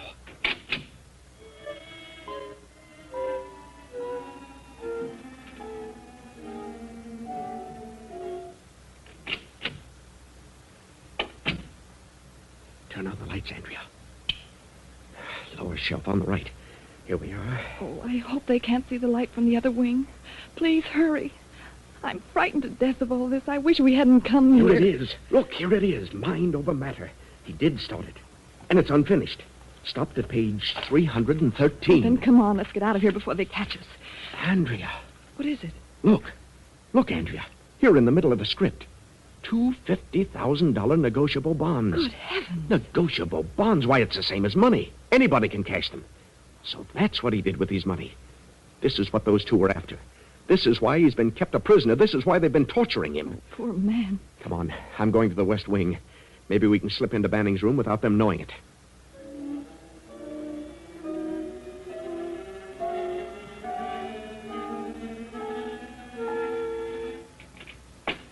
It's unlocked. You stay here in the doorway and keep a lookout. All right, but hurry. What is it? Quiet, Mr. Banning. I've got to talk to you. What is it, Randall? I finally got the message. It was as clear as could be, and I found it. I found the manuscript. You found it? Yes, in the library, just as you said. Then you'd best take it and leave here quickly as you can. It isn't safe for you here. But I can't leave, not just yet. You must leave. Take the manuscript and go. But it isn't finished. You can finish it. You must. Please go before it's too late. But I can't finish it without the research material for the rest of the book. There isn't time for that. You have the manuscript. Please go at once. No. I know what's going on here, Mr. Banning, and I refuse to leave. I know what those two, your nephew and your niece, are doing. They're keeping you a prisoner, torturing you to make you tell what you did with the money. Don't stay here another minute, Randall. I'll go, but I insist that you go with me. The manuscript is the important thing. You have it, so get away from here as fast as you can. Not without you. Now, come on. I can't. I can't leave. Why not? What's to stop you? I can't walk. Can't walk? What do you mean? I can't move. They've been injecting something in my back. It paralyzes from the waist down. What? Then I'll carry you out of the place. Please go. They might hear you. I'll have the police here in a matter of minutes. Hello. Hello. Oh, dead as a doornail. You've seen to everything. Now, do you believe me? You haven't a chance against such desperate people. You have the manuscript. That's the important thing. Get it safely away from here and then do whatever you like about them. All right. I'll get out now with the manuscript. But I'll be back with the police in half an hour, sooner if possible. Yes, but please, hurry, Randall. Come on, Andrea. Back to our room. Get our clothes.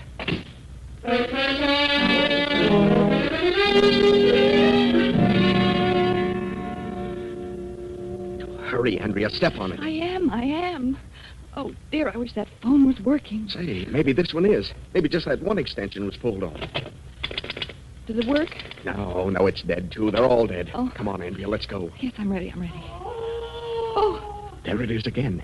Did you hear that? oh, heavens, yes. They must be wise to us.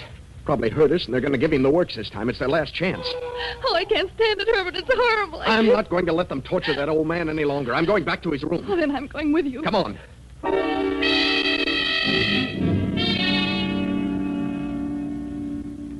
Careful now, Andrea. Stand back when I open the door. All right. Mr. Banning. Mr. Banning. Randall, why haven't you gone? You must go. I heard you scream. I can't go and leave you to be tortured to death. But the manuscript... Oh, hang the manuscript and the money, too. They'll be safe. Money? Yes, the bonds. Don't worry, I'll take care of them. You found the money? Yes, pasted in the manuscript. But I refuse to leave here without you. Andrea, take this manuscript and go back to our room and lock yourself in. I'm going to wait here for those two to come back. Do you hear me, Andrea? Yes, I hear. Well, then hurry. Herbert, Wait a minute, Andrea. did you hear that? Yes, I certainly did. It came from another room. The same scream. The same scream. What does it mean? Give me that manuscript, Andrea. Mr. Banning. Mr. Banning. Yes, son, yes. Do you remember the number of the last page of your manuscript? No, I can't remember. I just can't. On this last page of your manuscript, you began a new chapter. There are 2 paragraphs here. The last paragraph says, in other words, there are certain positive relations and certain negative ones between extrasensory perception and other processes of the mind. Is that your last paragraph? Yes, that was the last paragraph. You must carry on from there. Get up out of that bed, Mr. Banning. You're lying. No, please believe You're me. lying. There are not 2 paragraphs here, only one. And the words I quoted are not here. They're from a textbook by Professor Rhine. Get out of that bed and start walking through that door. Herbert, do you know what you're doing? You see? He can walk. And don't make a false move, Banning, or I'll shoot. Now through that door and down the hall. Oh. All right, Banning. Open that door. Randall. Put up your hands, both of you. Now get away from that bed. Who is this man? Herbert, look. His hands and feet are tied to the bed. Yes.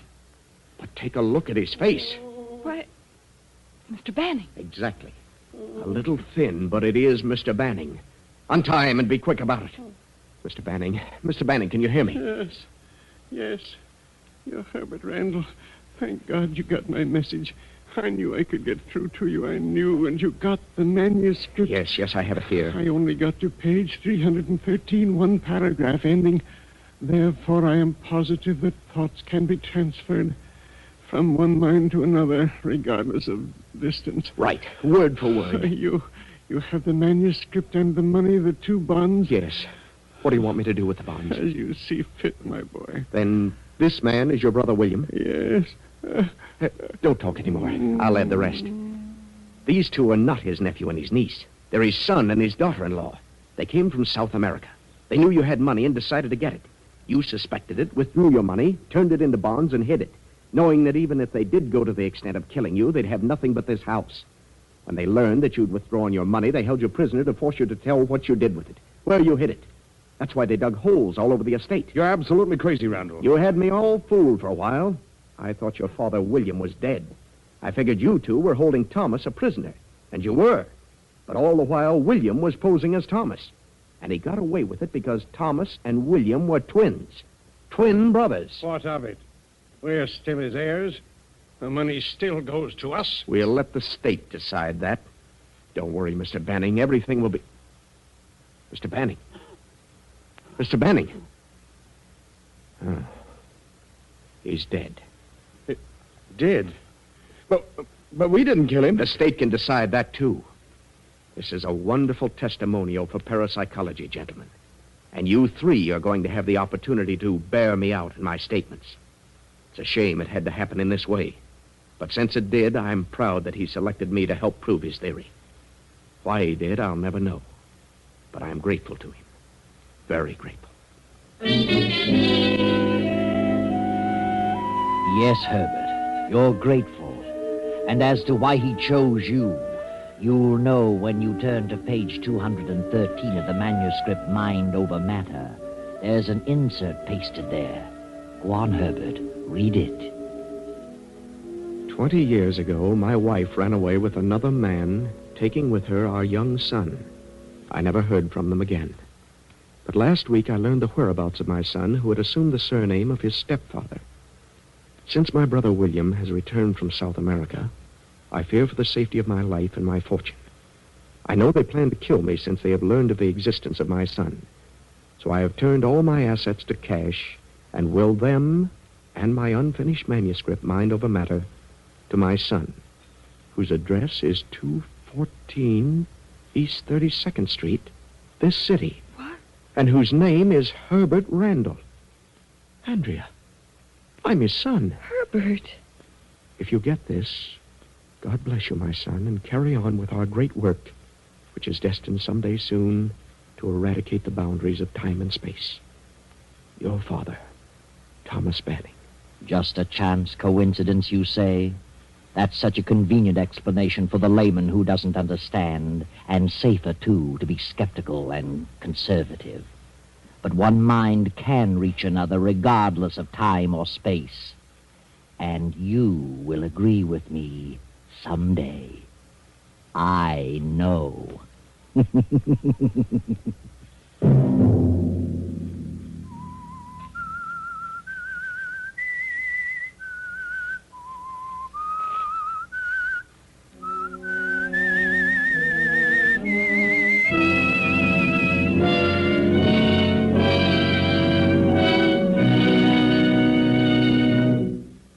CBS has presented The Whistler.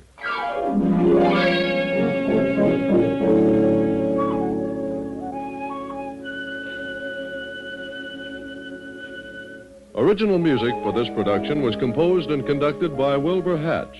The Whistler is written and directed by J. Donald Wilson and originates from Columbia Square in Hollywood. I, the Whistler, bid you good night.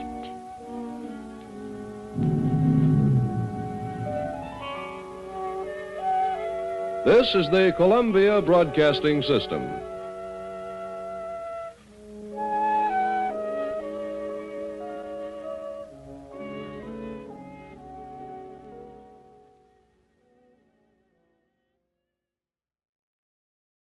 You are listening to Golden Age Radio, rumble.com/C/GAR.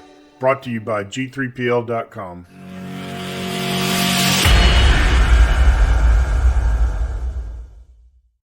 Dramatizations brought to you each week by the Blue Coal Dealers of America. These programs are designed to demonstrate forcibly to old and young alike that crime does not pay. Before we start today's shadow story, have you ever stopped to consider that some things are worth far more than worldly wealth? Of course you have. And you and I know that friendliness can't be measured in mere dollars and cents. Friendliness is a characteristic of your blue coal dealer.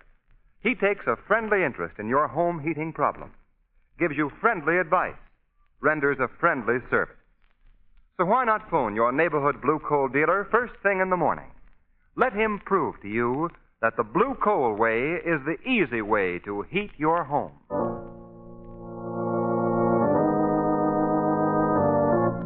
The Shadow, mysterious character who aids the forces of law and order, is in reality Lamont Cranston, wealthy young man about town. As the Shadow, Cranston is gifted with hypnotic power to cloud men's minds so that they cannot see him. Cranston's friend and companion, the lovely Margot Lane, is the only person who knows to whom the voice of the invisible Shadow belongs. Today's story, The Isle of the Living Dead.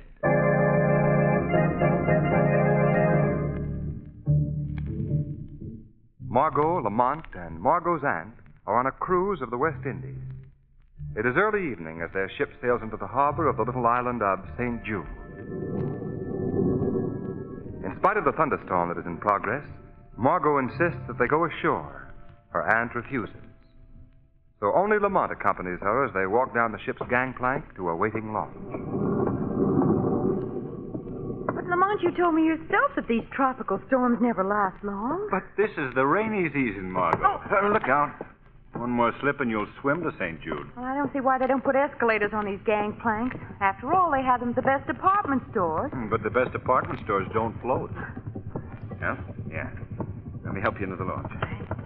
There we are. All right, pilot. Yes, sir. Cast off your line. Well, let's go into the pilot's cabin. Get out of this rain. All right. Go ahead, Margot. Thanks. That's it. Good evening. Kind of a rough night for you, isn't it, pilot? Maybe. Well, we'll get to shore all right, won't we? Maybe. Jolly fellow. Yeah. Are you a native of St. Jude? Yes. Well, it certainly looks like a beautiful place. You think so? Well, yes. Mm-hmm. You have been here before? No, we haven't. Then wait and see before you talk. He must be a big help to the Chamber of Commerce. What's wrong with the island, pilot? One half of island good. Other half belong to devil. What do you mean? Look through window. You see big hill over there? Oh, yes. I can just barely make it out. That plantation belonged to devil lady, Mrs. Nesbit. Devil lady? Yes. No one go near her place. Why not? You ever hear of zombie? Zombies? Zombies, Margot, are supposed to be dead men here in the tropics who walk about with no mind or soul. Native superstition. What about these zombies, pilot? Are there supposed to be zombies on the plantation? Well, answer me. No talk to pilot when he steer boat. You must have read that on a streetcar someplace. Come on, Lamont, let's go out on deck. Yes. Yes, all right. What do you suppose he meant, Lamont? About the island? I don't know. Say, isn't that the young girl that played bridge with us on the boat? Where? Sitting back there in the stern. Yes, of course. Betty Fulton. Lamont, she's crying. I wonder what the trouble is. Well, let's find out. Hello there. Oh, hello, Margot. Lamont. Oh, anything wrong, Betty? No. No, that is... I'm leaving the ship. Why, Betty? I'm going to the island to look for my fiancé, David Belmont. Well, that shouldn't be an occasion for sadness. I'm afraid that something's happened to him. That's why I'm here. That's why I've come to this sinister, terrifying island. No, Betty. How do you know that something's happened to him? Well, 6 months ago, he went to New York to find work. I heard from him regularly. And then one day I received a letter telling me that he secured a job on the island of St. Jude. What kind of a job? Something to do with a sugar plantation. Sugar plantation? Lamont, isn't that the place that the pilot... Well, there must be more than one sugar plantation, Margot. What happened next, Betty? I never heard from him again. I wrote to the steamship company and learned that he had definitely come to St. Jude, so I came to New York and booked passage on the first ship. But, Betty, there might have been a mix-up in the mails or any number... No. I've heard too many strange things about the island of St. Jude. Now that I'm here and I feel the mystery of this tropical night, I'm sure something has happened to David. Lamont, listen. What is it? Well, it's probably a native celebration. Why, of course. Look up there on the hill. See that faint line of lights bobbing along? Lamont, that's on the plantations the pilot told us about. Come on, Margot. We'll ask the pilot what all this means. Oh, Lamont, do you suppose it can be zombies? I don't suppose anything yet. Pilot. Pilot, those lights moving along that hillside, what are they? Lights? Yes, and what are those drums we're hearing? I hear no drum. No drums, but... I see no light. Now, wait a minute. Are those zombies? Are they? Ask John D. He know. John D. know everything. He say drum mean death. John D. Well, who is John D? Well, we'll never learn from this fellow. Lamont, Margot, did you find out what those lights are? No, Betty. Oh. Now you know what I mean about the island. It's taken David from me. Betty, Margot and I have a day and a half to spend on this island. If it leaves your mind, we'll help you look for David. And believe me, we won't give up until he's found.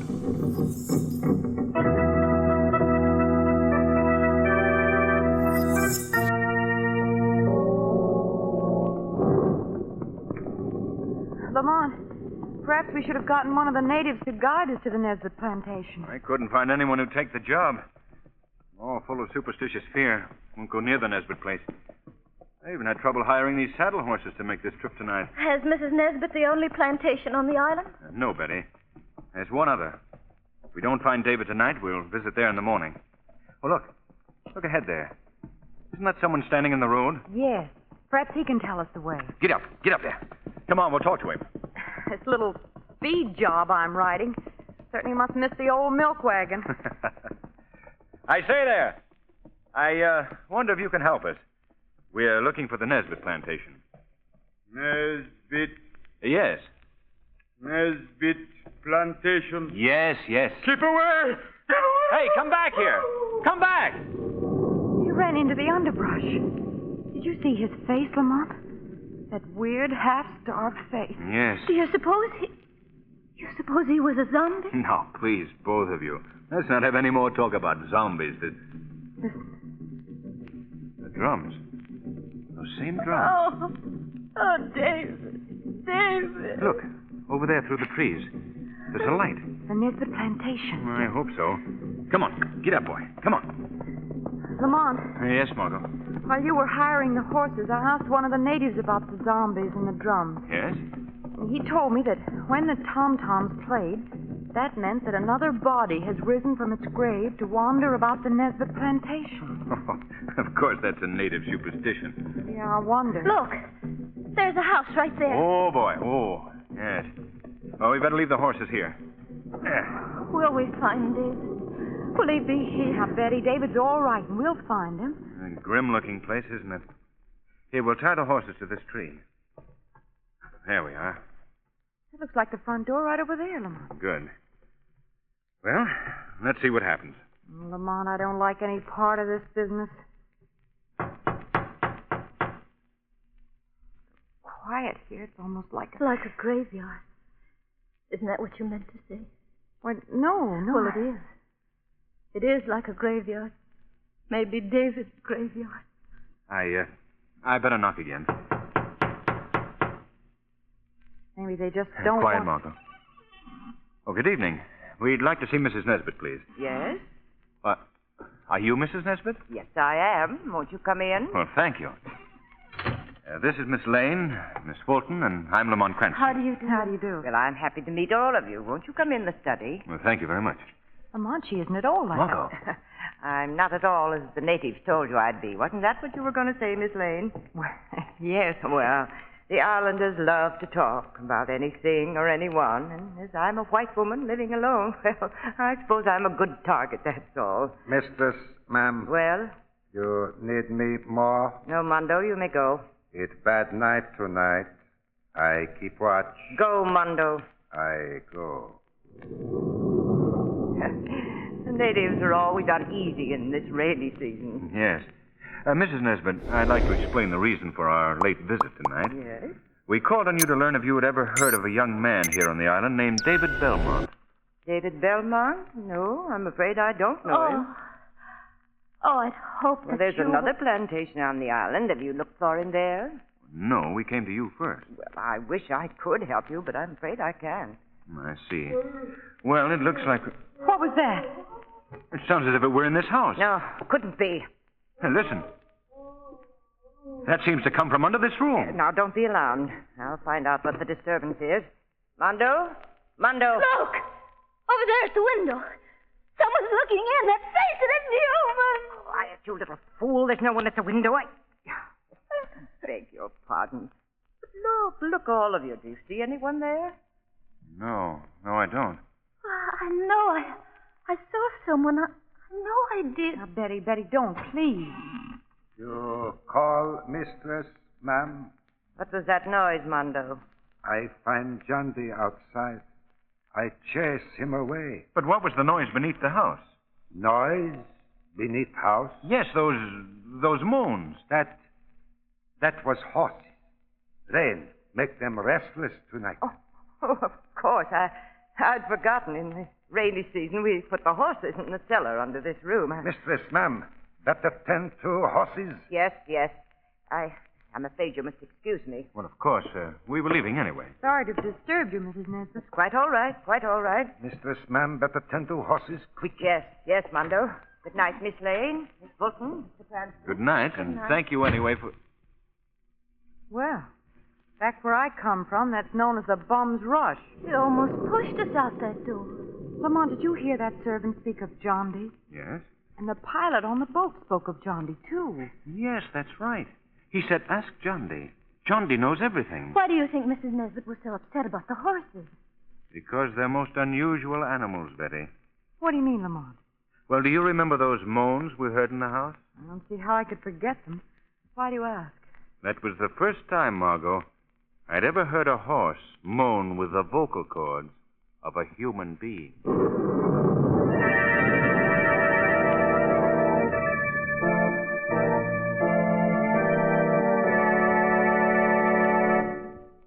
More about the mystery of the Nesbit plantation in just a moment. Meanwhile, a word from our guest of honor, Mr. Al Demler, a blue coal dealer from Boston, Massachusetts. Let's hear what Mr. Demler considers the most important part of his blue coal service. Well, I'd say the most important part of my job is meeting and getting acquainted with my customers. You see, I'm convinced that my business relationship should be based upon friendship, as well as selling America's finest home fuel. And you're certainly a real friend to your customers, Mr. Demler, when you provide them with blue coal, the fuel that gives them steady, dependable, healthful heat from cellar to attic. Yes, sir. We advise our customers that blue coal is their best buy for comfort, economy, and convenience. But we go further than that. We give them the full benefit of extra blue coal customer service. For instance, we tell them about the blue coal heat regulator, which saves them time, trouble, and money. And we show them that the blue coal way is the easy way to heat their homes and save money, too. Thank you, Mr. Demler. You're a worthy representative of the friendly blue coal dealers of America. Now, here's my recommendation. Phone your friendly blue coal dealer tomorrow. His name is listed in the Where to Buy It section of your classified telephone directory under the words Blue Coal. But now, back to the Isle of the Living Dead.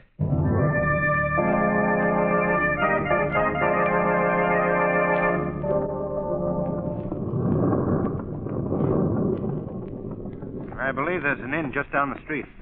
We can rest there before we go to the other plantation in the morning. Well, it's almost morning now, isn't it, Lamont? No, it's only 2 o'clock, Margot. I suppose it would be too much for us to go to that other plantation tonight. Well, it'd be quite a journey on a night like this. But I've got to know something about David soon. If David isn't at the other plantation, I'd like to pay another visit to our friend Mrs. Nesbit. Why, Lamont? Oh, boy. Oh. And we'll leave the horses here. Well, someone's awake at the local inn. Lamont, why do you want to go back to the Nesbit place?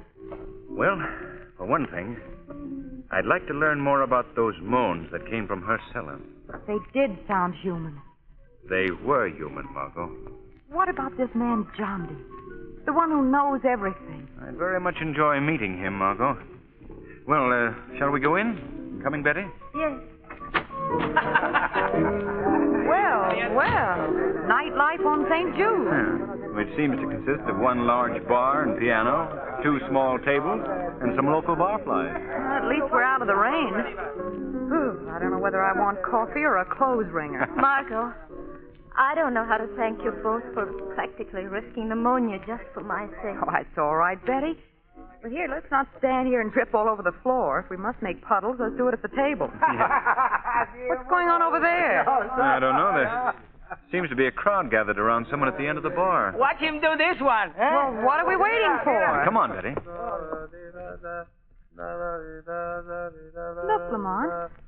Center of attraction seems to be one of the natives. Yes. Now, what's he up to? His eyes closed, swaying back and forth in rhythm. And that stupid grin on his face. He's saying something. Listen. Well, I can't, old boy. I really can't. Don't you know? I mean, it's quite impossible. Why, he talks like a cultured Englishman. So sorry, and all that. Go on, give us some more. That's not enough. Look, he's holding out his hat and they're putting money in it. More money.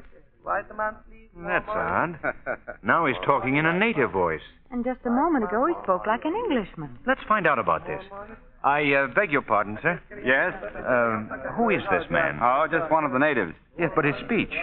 First he spoke perfect English, and then he reverted to a guttural native voice. That's why we're throwing money in his hat.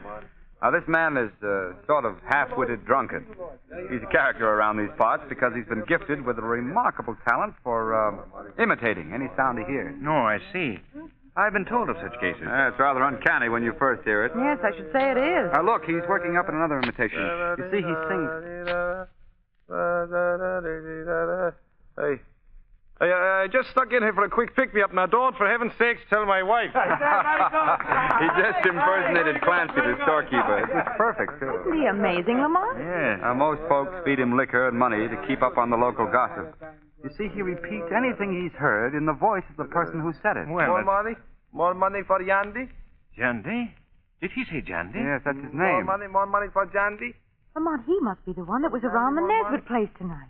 The one the pilot spoke to us about. Yes, Jandy. Money for Jandy? Give him some money, Lamont. Let's see what happens. All right. Jandy, here's some money for you. Yeah. Jandy, listen to me. Can you talk like Mrs. Nesbitt, the plantation owner? Mrs. Nesbitt? Mrs. Nesbitt? Come on, Jandy. Lamont, he's closing his eyes. Swaying back and forth. Yes. I think he's going to talk. Listen. Listen closely to me, do you hear? It's Mrs. Nesbitt's voice. Exactly. From this night on, you're my slave. You must obey me. You have your orders, now do as I command. Lamont, who do you suppose she was talking to? Quiet, Margot. He hasn't finished. Yes, mistress. Yes, mistress, I do as you command. Lamont!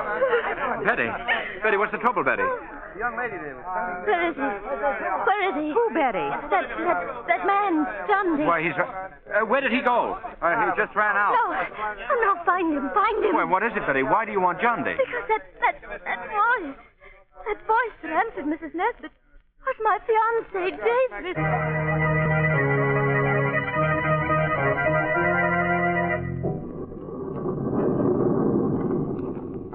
Mondo, Yes, mistress, ma'am. what's that lantern you're carrying? Keep it dry. Yes, mistress, ma'am. Rain or no rain, they're going out into the fields and work. Crop will be ruined if they don't. Those swine eating my food, carrying for them. Mondo, what's that lantern? Yes, mistress, ma'am. All their fault the rains have come, and they'll suffer for it. They'll be punished. We must hurry, Mondo. Drug will wear off. I don't give each another injection. No. Mando, no like to be around when you stick needles in men's arms. Mondo, open that cellar door. Oh, no, make me go in with them. I said open that cellar door. No, mistress, ma'am. No, not the whip, ma'am. Take that. I open. Close it quickly. Quiet, you fools. Now listen to me, all of you. I don't expect you to know what I'm saying, but listen anyway. You understand that you're no longer men, you're swine in chains, bound together. Filthy cattle who labor in the cane fields under my command. For 2 days now it's rained. Because of that rain, you haven't worked. But you've eaten my food, you've gotten my care, while my crops rotting in the fields. Please, I can leave here, mistress, ma'am. Quiet, Mondo. I only keep all of you alive because I save money using you to labor for me instead of native help. Fortunately, the silly superstition of zombies has kept all people away. And now you've brought this rain, so I'm going to punish you for it. Before you go to the fields, you're going to feel the lash of a whip across your back. You'll see how the swine like No, whip them. No. Something bad may happen. You idiots, come here. They do not obey. They must obey. Come here to me, I command you. What was that? That voice They no longer obey your commands, Mrs. Nesbit. Who speaks? Who talks to me? Has one of you broken the spell? I spoke, Mrs. Nesbit, but I'm not one of your slaves. Who are you? Men call me the Shadow. I can see no one. He speaks. I see no one. I'm standing right beside you, Mondo. No one beside me. My hypnotic powers make me invisible to your eyes. What do you want? Why are you here? I've come to free these men from the evil spell that you've cast upon them. No, you have no business here. Get out! Get out! My power frightens you, Mrs. Nesbit. Frightens you because it's far greater than yours. No one has greater power than I. Mondo, seize this man. Listen for the location of his voice and seize him. Yes, Mondo. Come on, seize me. If you dare. No, Mondo, no like voice. Mondo, no want to be near voice. Mondo, run away from voice. Mondo, come back here.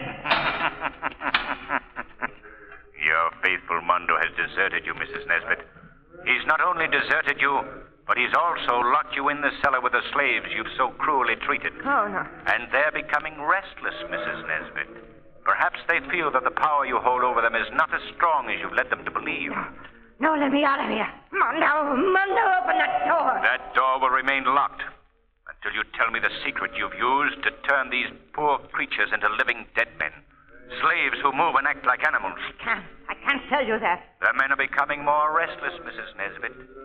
Soon your power will wear off altogether. And when it does, I must warn you, it would be futile for me to attempt to save you from their mad rage. No. Hear them? You haven't much time, Mrs. Nesbit. You can't keep me locked up in here, and you must let me out. I cannot release you till you tell me what you've done to these men. All right, I'll tell you. I've been feeding them a drug.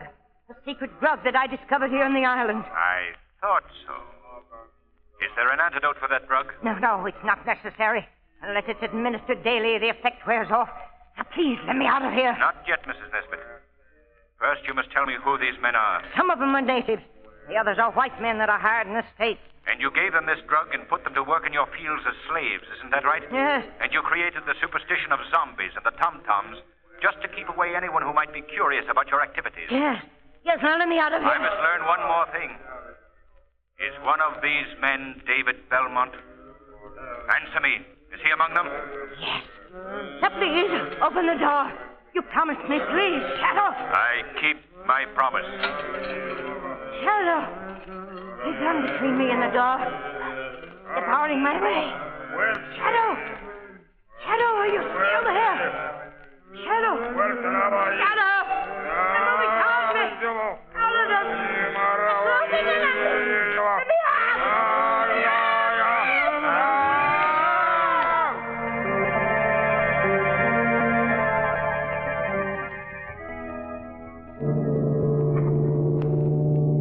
Better be getting to the boat, Lamont. Yes. I want to thank you again, Mr. Cranston, for all that you've done for Betty and me. Oh, don't mention it, David. Goodbye, Betty. Goodbye. And remember, we'll see you soon in the States. All right, Betty. Bye-bye. Watch your step, Marco. Right, Getting into the launch. That's it. All aboard, sir. We'll go out to the ship now. Well, Lamont, I can't say that I'm sorry to be bidding farewell to the dreamy little isle of St. Jude. It wasn't dull, Margot. Oh, I'm glad that the authorities cleared the men of any responsibility for Mrs. Nesbit's death. Well, it was easy to prove that she died of shock. A shock induced by fear of the living dead men that she herself had created. Yes. Well, I've settled one point in my mind anyway. Oh? What's that? The only zombies that I ever want to see again are the kind they serve in a nightclub in a long, cool glass.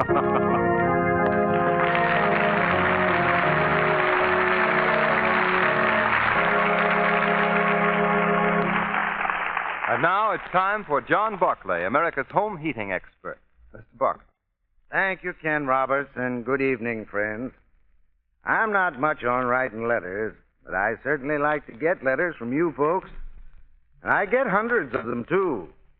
Yesterday, I received a letter from a lady up in Connecticut who has trouble heating a second-story room on the north side of her house. Well, folks, a problem like that is just duck soup for a blue-coal John Barclay trained serviceman. And after he's sized up the situation, that serviceman can explain in plain everyday language just how to economically overcome this particular problem. It's really very simple. What's more, he's showing Blue Coal customers every day how to save thousands of needless trips to the basement. And he'll help you, too, to cut down the cost of heating your home. This information won't cost you 1 penny. So why not take advantage of this extra customer service made possible by your friendly Blue Coal dealer? Just phone him tomorrow and tell him your problem. I thank you.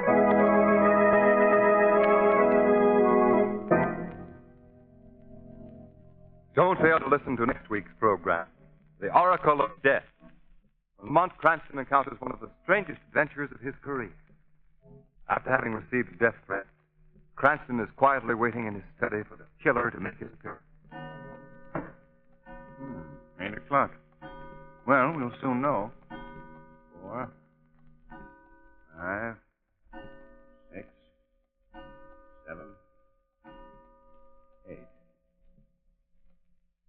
Well, this appears to be one time that our young man's prophecy didn't work as he thought. Well, I could use a good night's... Yes? Well, what do you think you're... That's for luck, Cranston.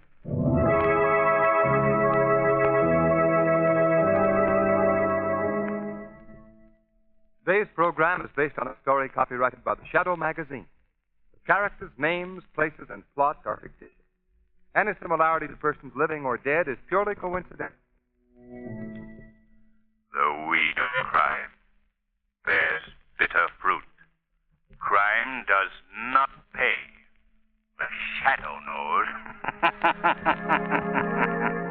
Next week, same time, same station, the Blue Coal Dealers of America bring you another thrilling adventure of the Shadow. So be sure to listen.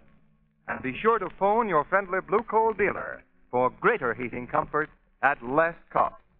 This is Ken Roberts saying, keep the home fires burning with Blue Coal. You are listening to Golden Age Radio, rumble.com/C/GAR, brought to you by G3PL.com.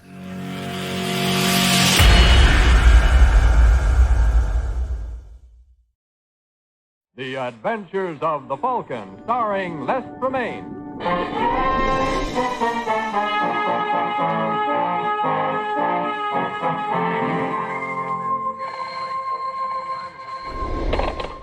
Hello. Yes, this is the Falcon speaking. Oh, Marcia. I'm glad you called. But I don't see how I can make it tonight, Angel. I have to locate a girl. Is she attractive? Well, I know one guy who fell for her. Did he fall hard? They're burying him tomorrow.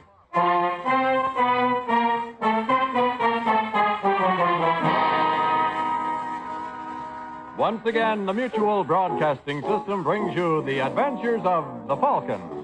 One thing about Michael Waring, the Falcon, he certainly gets around. You met him first in his best-selling novels. Then you saw him in his thrilling motion picture series. And now we're happy to bring you again his adventures on the air. Yes, it's Michael Waring, that freelance detective who's always ready with a hand for oppressed men and an eye for repressed women. So join him tonight when the Falcon learns murder is a knockout.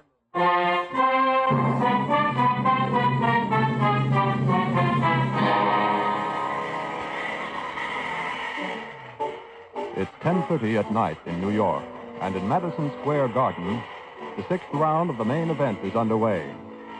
At the ringside, blonde Kay Davis looks from the fighters to her escort, Vic Jones, whose good-looking but rather weak face is chalk white as he sees the boy he is rooting for taking a bad licking. Come on, Wallace. Keep that left up. Keep it up. Oh. This looks like the finish. Come on, Walters. 1, 2, 3. Oh, there it is. Come on, Walters. Get up. Oh, don't disturb him. Vicky needs his Get up, rest. fella.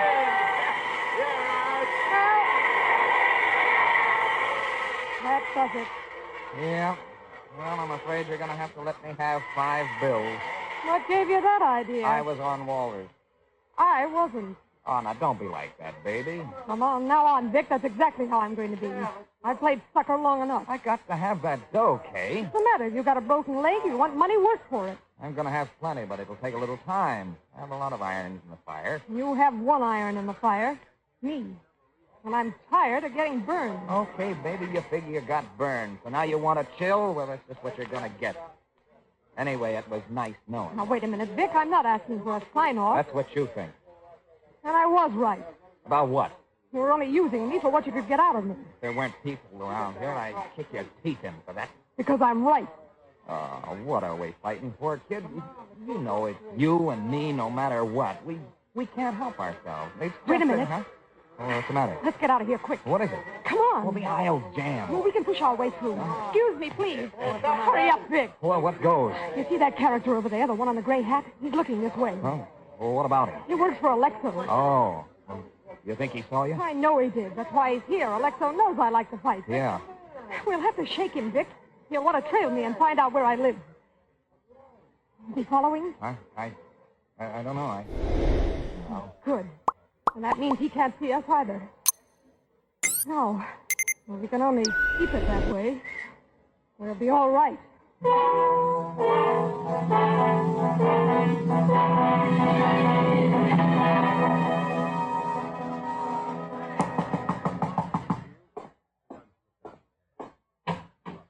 Hello, Hagen. How do you know my name? Kay pointed you out at the fight tonight. Sorry she couldn't stay around to see you, but she wasn't feeling sociable. She went home. I apologize. What do you want? Alexo, is he here? No. Doesn't get in until tomorrow morning. What do you want to see him about? I have a proposition for him. He's looking for Kay. I know where he can find her. Come on in. I'm handling things for Alexo. You can talk to me. Right. What's your name? Jones. Vic Jones. And what's your proposition? 500 on the line. That's kind of steep. Oh, I wouldn't say so. When Kay pulled out of L.A., she took $75,000 of Alexo's money with her. 5 C's isn't much to get it back.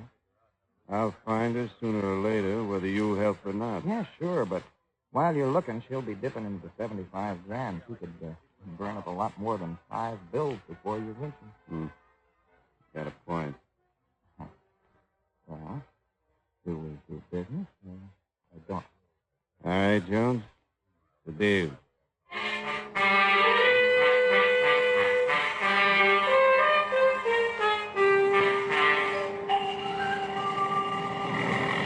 Flight 9 for San Francisco and intermediate cities now loading gate 3. All aboard Flight 9, please. Alexo, here I am. Hello, Hagen. How was the trip? So. How are things going? Got anything on the girl? Not yet. Nothing? Tried the fight? Yeah, if she was there, I didn't see her. Don't think she's in New York. The detective in Chicago saw her buy a ticket to New York. Maybe she went on through. Florida, maybe. I think she's here. I wouldn't have come all the way from L.A. if I wasn't pretty sure. Well, what should we do? I've already wired Mike Waring. The Falcon? Yep. You don't want that bird snooping into your activities. He won't. All I'm going to have him do is locate the girl. Oh, I don't like it. You know, Hagen, sometimes I get the idea you don't want me to find Kay. What? Now, look, Alexo, I turned the town inside out trying to find her. I hope you did. Because if I find out you are lying, you are the one that's going to be turned inside out.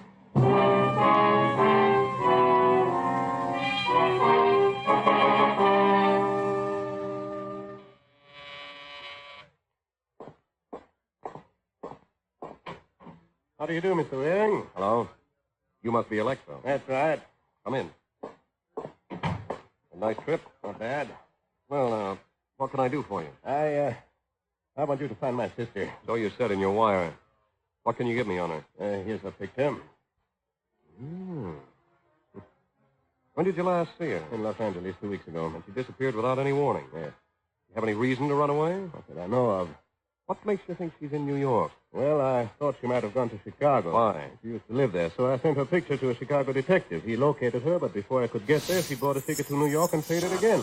You notified the police? No, I don't want her to get the idea I think she's done anything wrong. Why are you smiling, Mr. Wayne? I didn't realize I was. So, you have a detective looking for her in Chicago and me in New York. Anybody else? Well, some of my boys are looking for her. Boys? Those fellows who work for me. Doing what? They work for me in my business. What is your business? What's that got to do with this? You never know. Look, Waring, I didn't come here for a third degree. You came here to get me to find someone for you, so I have to know things about her. And you. What do you want to know? Why you been lying to me? You say you haven't any idea why she disappeared, but still you're sure right away it's a long-distance fade-out. You don't want the police in it. You burn when I ask what business you're in. I don't like the way it adds up. All right, Waring. You don't want the job. Sorry I bothered you. Who says I don't want the job? You just said... I said you were lying. But if that picture does the girl justice, I still could be persuaded to look for her. You know something, Waring? Somehow I don't think I'll try to persuade you. You know something, Alexo? Somehow I didn't think you would.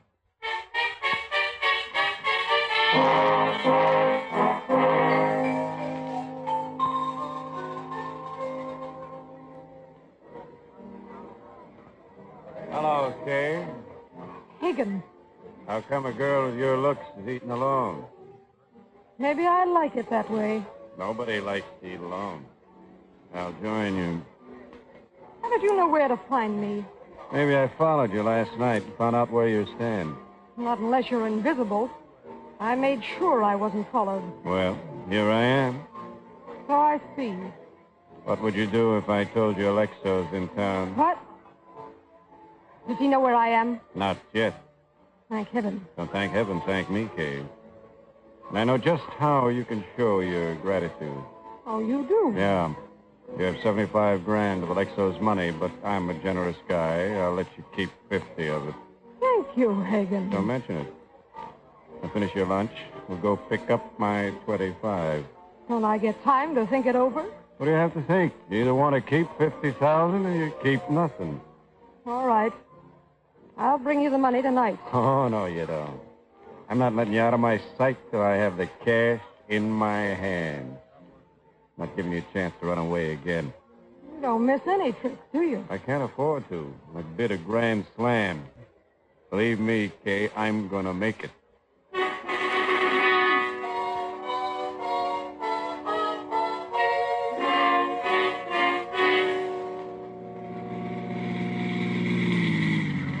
What's the idea of going in the alley? There are usually no parking places on the street, so I leave the car here and go in the back way. Oh. Okay. Go get the dough. All right. Wait a minute. You're parked too close to the building. I can't get out here. Well, slide over. You can get out on this side. I'll get out first. Okay. I hope you don't have the bright idea that you can make a break for it while I'm trying to get out, because if you do, I'm... Oh!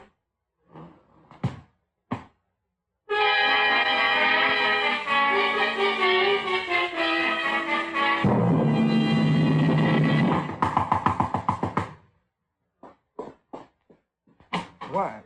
Oh, hello, Kay. You dirty rat. Huh? What's the matter? You know what's the matter. Get out of my way. I'm coming in. What? I don't know if you'd only tell me. I suppose you didn't tip Hagen where to find me. What? Well, why would I do that? You did it. You must know why. Hey, wait a minute. Well, where'd you get that gun? From Hagen. How? He tried to make a deal with me. $25,000 not to tip Alexo. I played along. Well, what happened? We drove into the alley behind my building. When he was getting out of the car, I clouted him with a flashlight. Then I got his gun. You're quite a girl. I can take care of myself. And I can take care of anybody who tries to cross me. I didn't cross you, baby. You gotta believe that. Maybe. Maybe not. Anyway, Alexo still doesn't know where I am. And you are not tipping him. Of course I won't. I'm glad we're agreed on that. But just to make sure... Wait, now, don't. Be careful with that gun. Stand right where you are. Kate. Don't try to get to that window. You're not getting out of here. Well, there's always the window.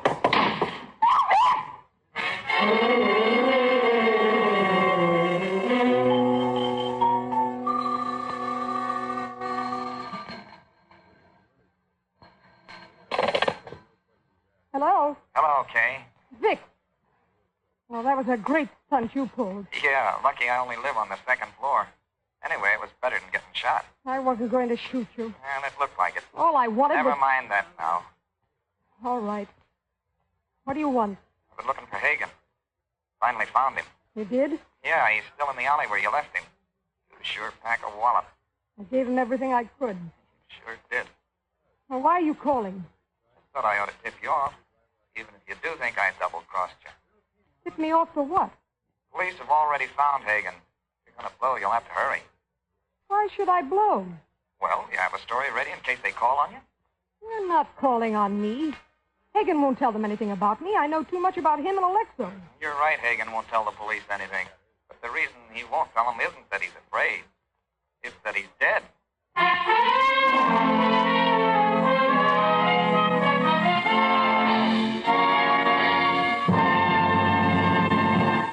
When sudden death calls, wearing a white tie and leaving a calling card in the form of a .45 caliber slug, it's frequently just another case for the Falcon. But when wholesale disaster threatens a community, that's the time when everyone thinks in terms of the Red Cross. The 1949 Red Cross campaign has set its sights on the sum of $60 million to assault the problems that lie ahead this year. The increased total of disasters in the last year, the expanding national blood program, the large number of community services, all these require greater Red Cross efforts, made possible only by the financial support and volunteer participation of the people. Remember this. You, through your contributions and voluntary action, are the Red Cross, providing a channel through which compassion and mercy find expression in the relief of human suffering. You, too, can help through your Red Cross. Now back to the adventures of the Falcon. It's a couple of hours since the body of Hagen was found in an alley behind the apartment house where Kay Davis lives. Now, Peter Alexo, the client whom Mike Waring had rejected, is once again at Waring's door.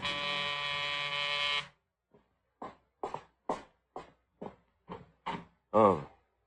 You again, Alexo. Yes, may I come in? I want to talk to you. Okay. All right. What is it? Waring, I don't suppose I could persuade you to forget my visit to you this morning. Persuade me how? Money. Why? I have my reasons. What would it cost for you to forget that you ever saw me? Sorry, Alexo. My memory's too good. Yeah. I was afraid you'd take this attitude. Well, then, Waring, there's just one thing to do. Got to be cards on the table. Well, it's about time. Waring, that girl I wanted you to find. Yes? She is not my sister. Surprise. She was my girlfriend. Ran away with another man. I want her back. Mm-hmm. But I don't intend to risk a murder rap to get her. Where does murder come in? I had one of my boys, Joey Hagen, looking for Kay. Seems he found her. According to the paper, he's been murdered. And you figure she did it? I don't know, Waring. How about her boyfriend? A possibility. I want you to look into it. All right. As long as you don't start acting coy again. I can't now. The police are bound to find out Hagen was on my payroll. You figure the police will think you killed him. If we don't find the girl, I'm the only person in New York who had any connection with him. Uh-huh. What I'd like would be to hop a plane back to the coast and make like I've never been here. But that would require your cooperation. I haven't been able to buy that. So your next best bet is to get me to crack the case for you. Or at least find Kay. Only now, whatever I find out, I turn over to the police instead of to you. Whatever you say. All right, Alexo. I'll do what I can. Good. I wish you luck. Thanks. And considering what happened to the last fellow who tracked down your girl for you, I'm going to need it.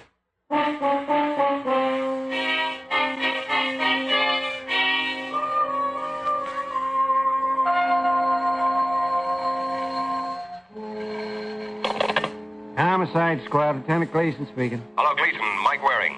Sorry, Waring, we don't have a thing for you. How do you know? You don't know what I want. I know what we've got. Oh, you're too modest. You ought to be able to give me something on the Hagen case. Well, I told Don't you you I even don't... have any suspects? A girl, but... A girl? Gleason, you interest me strangely. Well, before you start dancing in the streets, Waring, we don't have very much on her, only that Hagen was found in an alley behind the building where she lives. Her address was in his pocket, but she claims she didn't know him. We can't prove different. We're checking, but... Never mind that. What does she look like? Blonde, bleached, about 5'5", good-looking, but a little on the husky side for a dame. That's enough, Gleason. Where can I find her? At home, I guess. We're not holding her yet. But what goes, Mike? I'll let you know after I've seen her. And if she's who I think she is, the answer to your question is Plenty.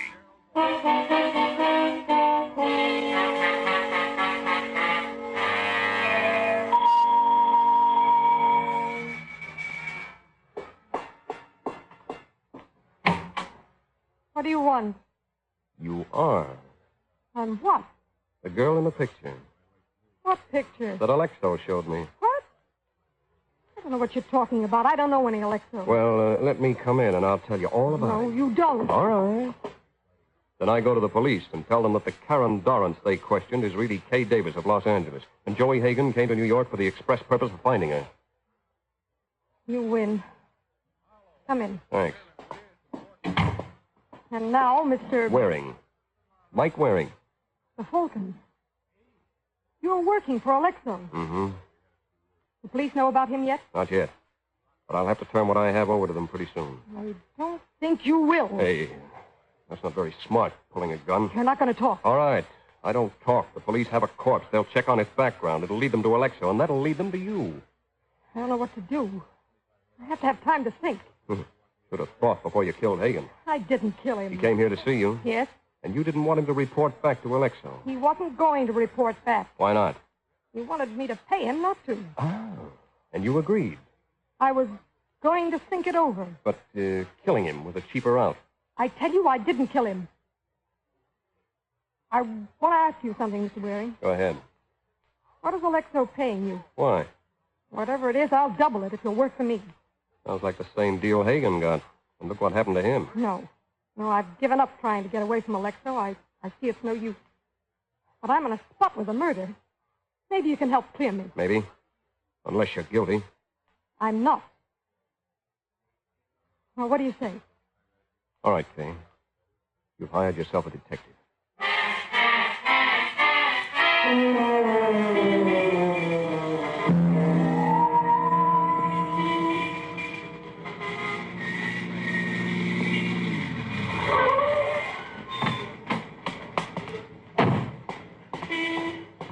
Hello? Huh? You must be Vic Jones. Who are you? Mike Waring. What do you want? You. If you are Jones, you fit Kay's description. I've been waiting in front of the building for you to come home. Kay sent you? I'm working for her. Why did she send you here? As a matter of fact, she didn't. That was my idea. She wants me to work on the Hagan case. I thought you might know something. What would I know? Plenty. If you're the murderer. What? Why would I want to kill Hagan? You wanted Kay for yourself. Alexo wanted her back. Hagan found her for him. You could have killed Hagan to keep him from reporting. There's only one trouble with that, Waring. Yeah, what? Kay and I had already split up last night.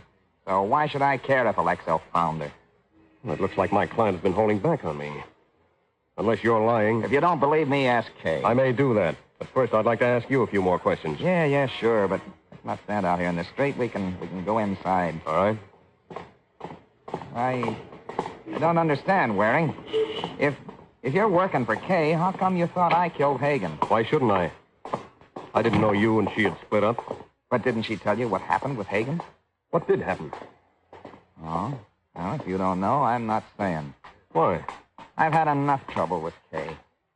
She thought I tipped Hagan off about her. I think I've convinced her. I didn't by now, but I'm not going to give her any other reason to blow up. Oh, yeah. She blew up, huh? Yeah. Well, why did she care if Hagan found her? Since she'd already split with you. On account of the $75,000. What? What $75,000? Well, didn't she tell you that either? No. Didn't tell you much. Seems not. Well, in that case, there's not much I can do for you either. But if you know anything... Here we are. No use, Waring. I'm not talking. So you might as well run along. Oh, no, not yet. Well, I tell you, I'm not going... What's the matter? Somebody in the bedroom. I'm going to go see. Who's there? I don't hear anything, Jones. Hey, the window's open. Fire escape. See anyone, Jones? I don't know. It's dark out there. Wait a minute. There's someone in the courtyard in the shadows. Hey, you down there, stop! Stop! Okay, pal, you asked for it.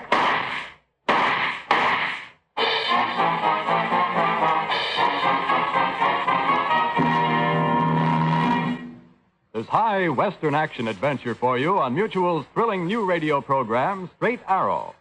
For the first time in radio history, a full-blooded American Indian becomes the central figure of a radio drama, a champion of law and order, a dynamic hero in action-packed struggles. The incomparable Straight Arrow presents the vanishing American in his true light. You'll find swift-paced entertainment when you hear the bold and daring Straight Arrow on Mutual. Now back to the adventures of the Falcon. 20 minutes have passed since Mike Waring and Vic Jones surprised an intruder in Jones's apartment. Now, in another part of town, Kay Davis stands outside the door of a hotel room.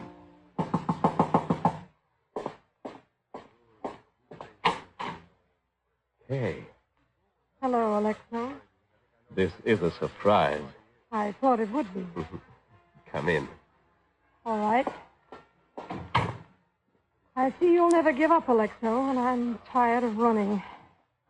And here I am. Good. Tell me something.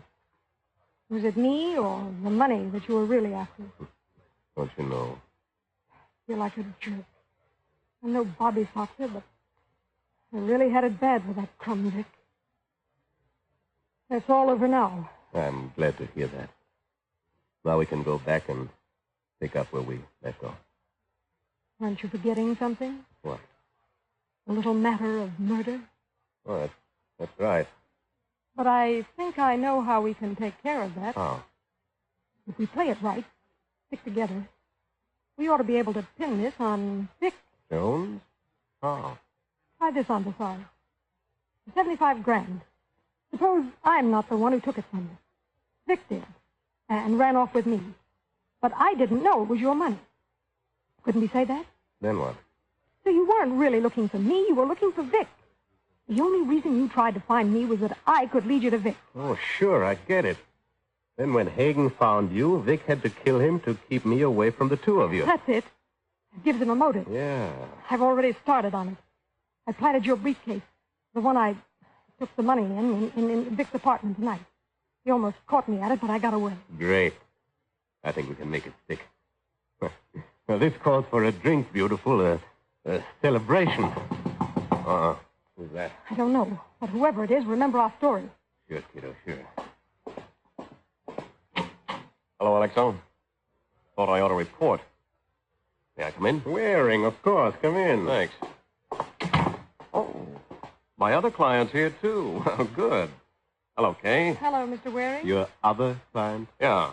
I have no objection to a double fee, since you both want me to do the same job. Crack Hagen's murder. Oh. Kay, why didn't you tell me you were the one who beat Hagen's head in? What? Who told you that? Vic? Nope. He must have. He's the only one who... Who what? Who knew? And don't reach for that gun again. Run out, you know. I'll take that.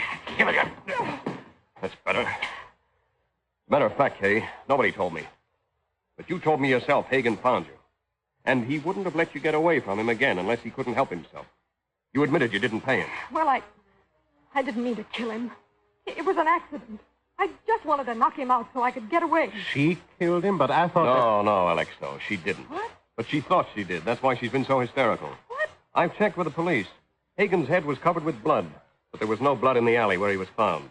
That means he was killed somewhere else and brought there. But how does that mean that Kay She didn't... wouldn't have planted the body right behind her own apartment building. It would point directly toward her. Oh, I see. But Vic knew I'd knocked Hagen out in the alley, so he brought the body there to frame me. It was Vic. Not necessarily. Hagen recovered and left. He could have told anyone else what happened. That's right. But who else would have wanted to kill Hagen? How about you, Alexo? Me? Hagen double-crossed you. You wanted revenge. You killed him. I didn't know about the double cross. Then you tried to frame Kay. No. It's no use, Alexo. All I need is a few more answers from Kay, and I'll have all the facts I need. And now that she realizes how you tried to frame her, I think she'll give them to me. What is this, Waring? I hired you to clear me. You hired me to solve the case, Alexo. And that's exactly what I'm doing.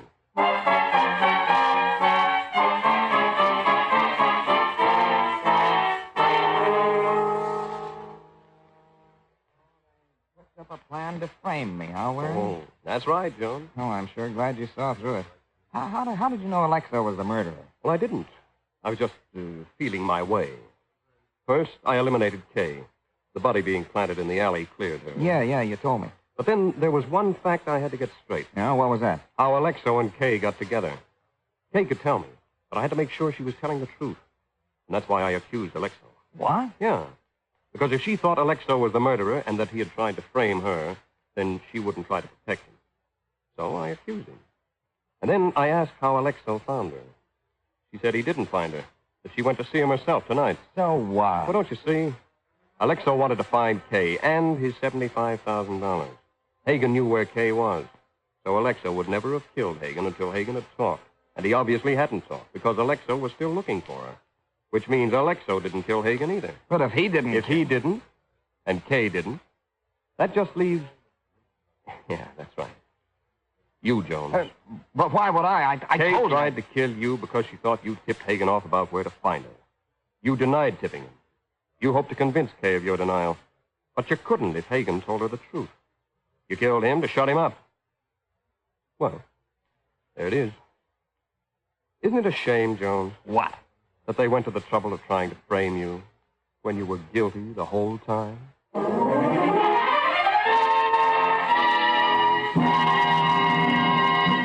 Death is a one-armed bandit. Death is a one-armed bandit. That's the title of next week's adventure of the Falcon, when Mike Waring learns that when it comes to slot machines, there's more than one way to make a killing. So be sure to listen next week at this time to another exciting adventure of the Falcon.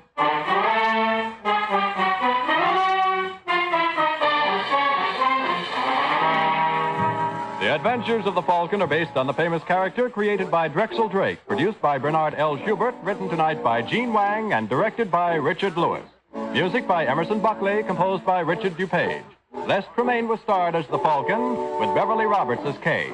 Russ Dunbar speaking. This program came from New York. This is the Mutual Broadcasting System.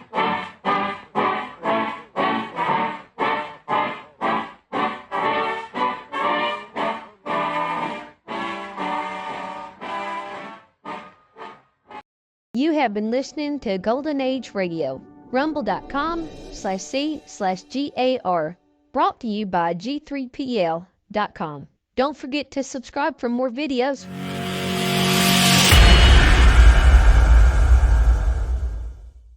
I would like to extend my sincere gratitude to Old Time Radio Research Group for their remarkable efforts in preserving and archiving the captivating world of old-time radio programs. Their dedication to safeguarding these precious audio gems ensures that future generations can relish the enchanting stories, music, and entertainment of the past. Their invaluable contribution allows us to step back in time and experience the magic of radio history firsthand. Their link is in the description below.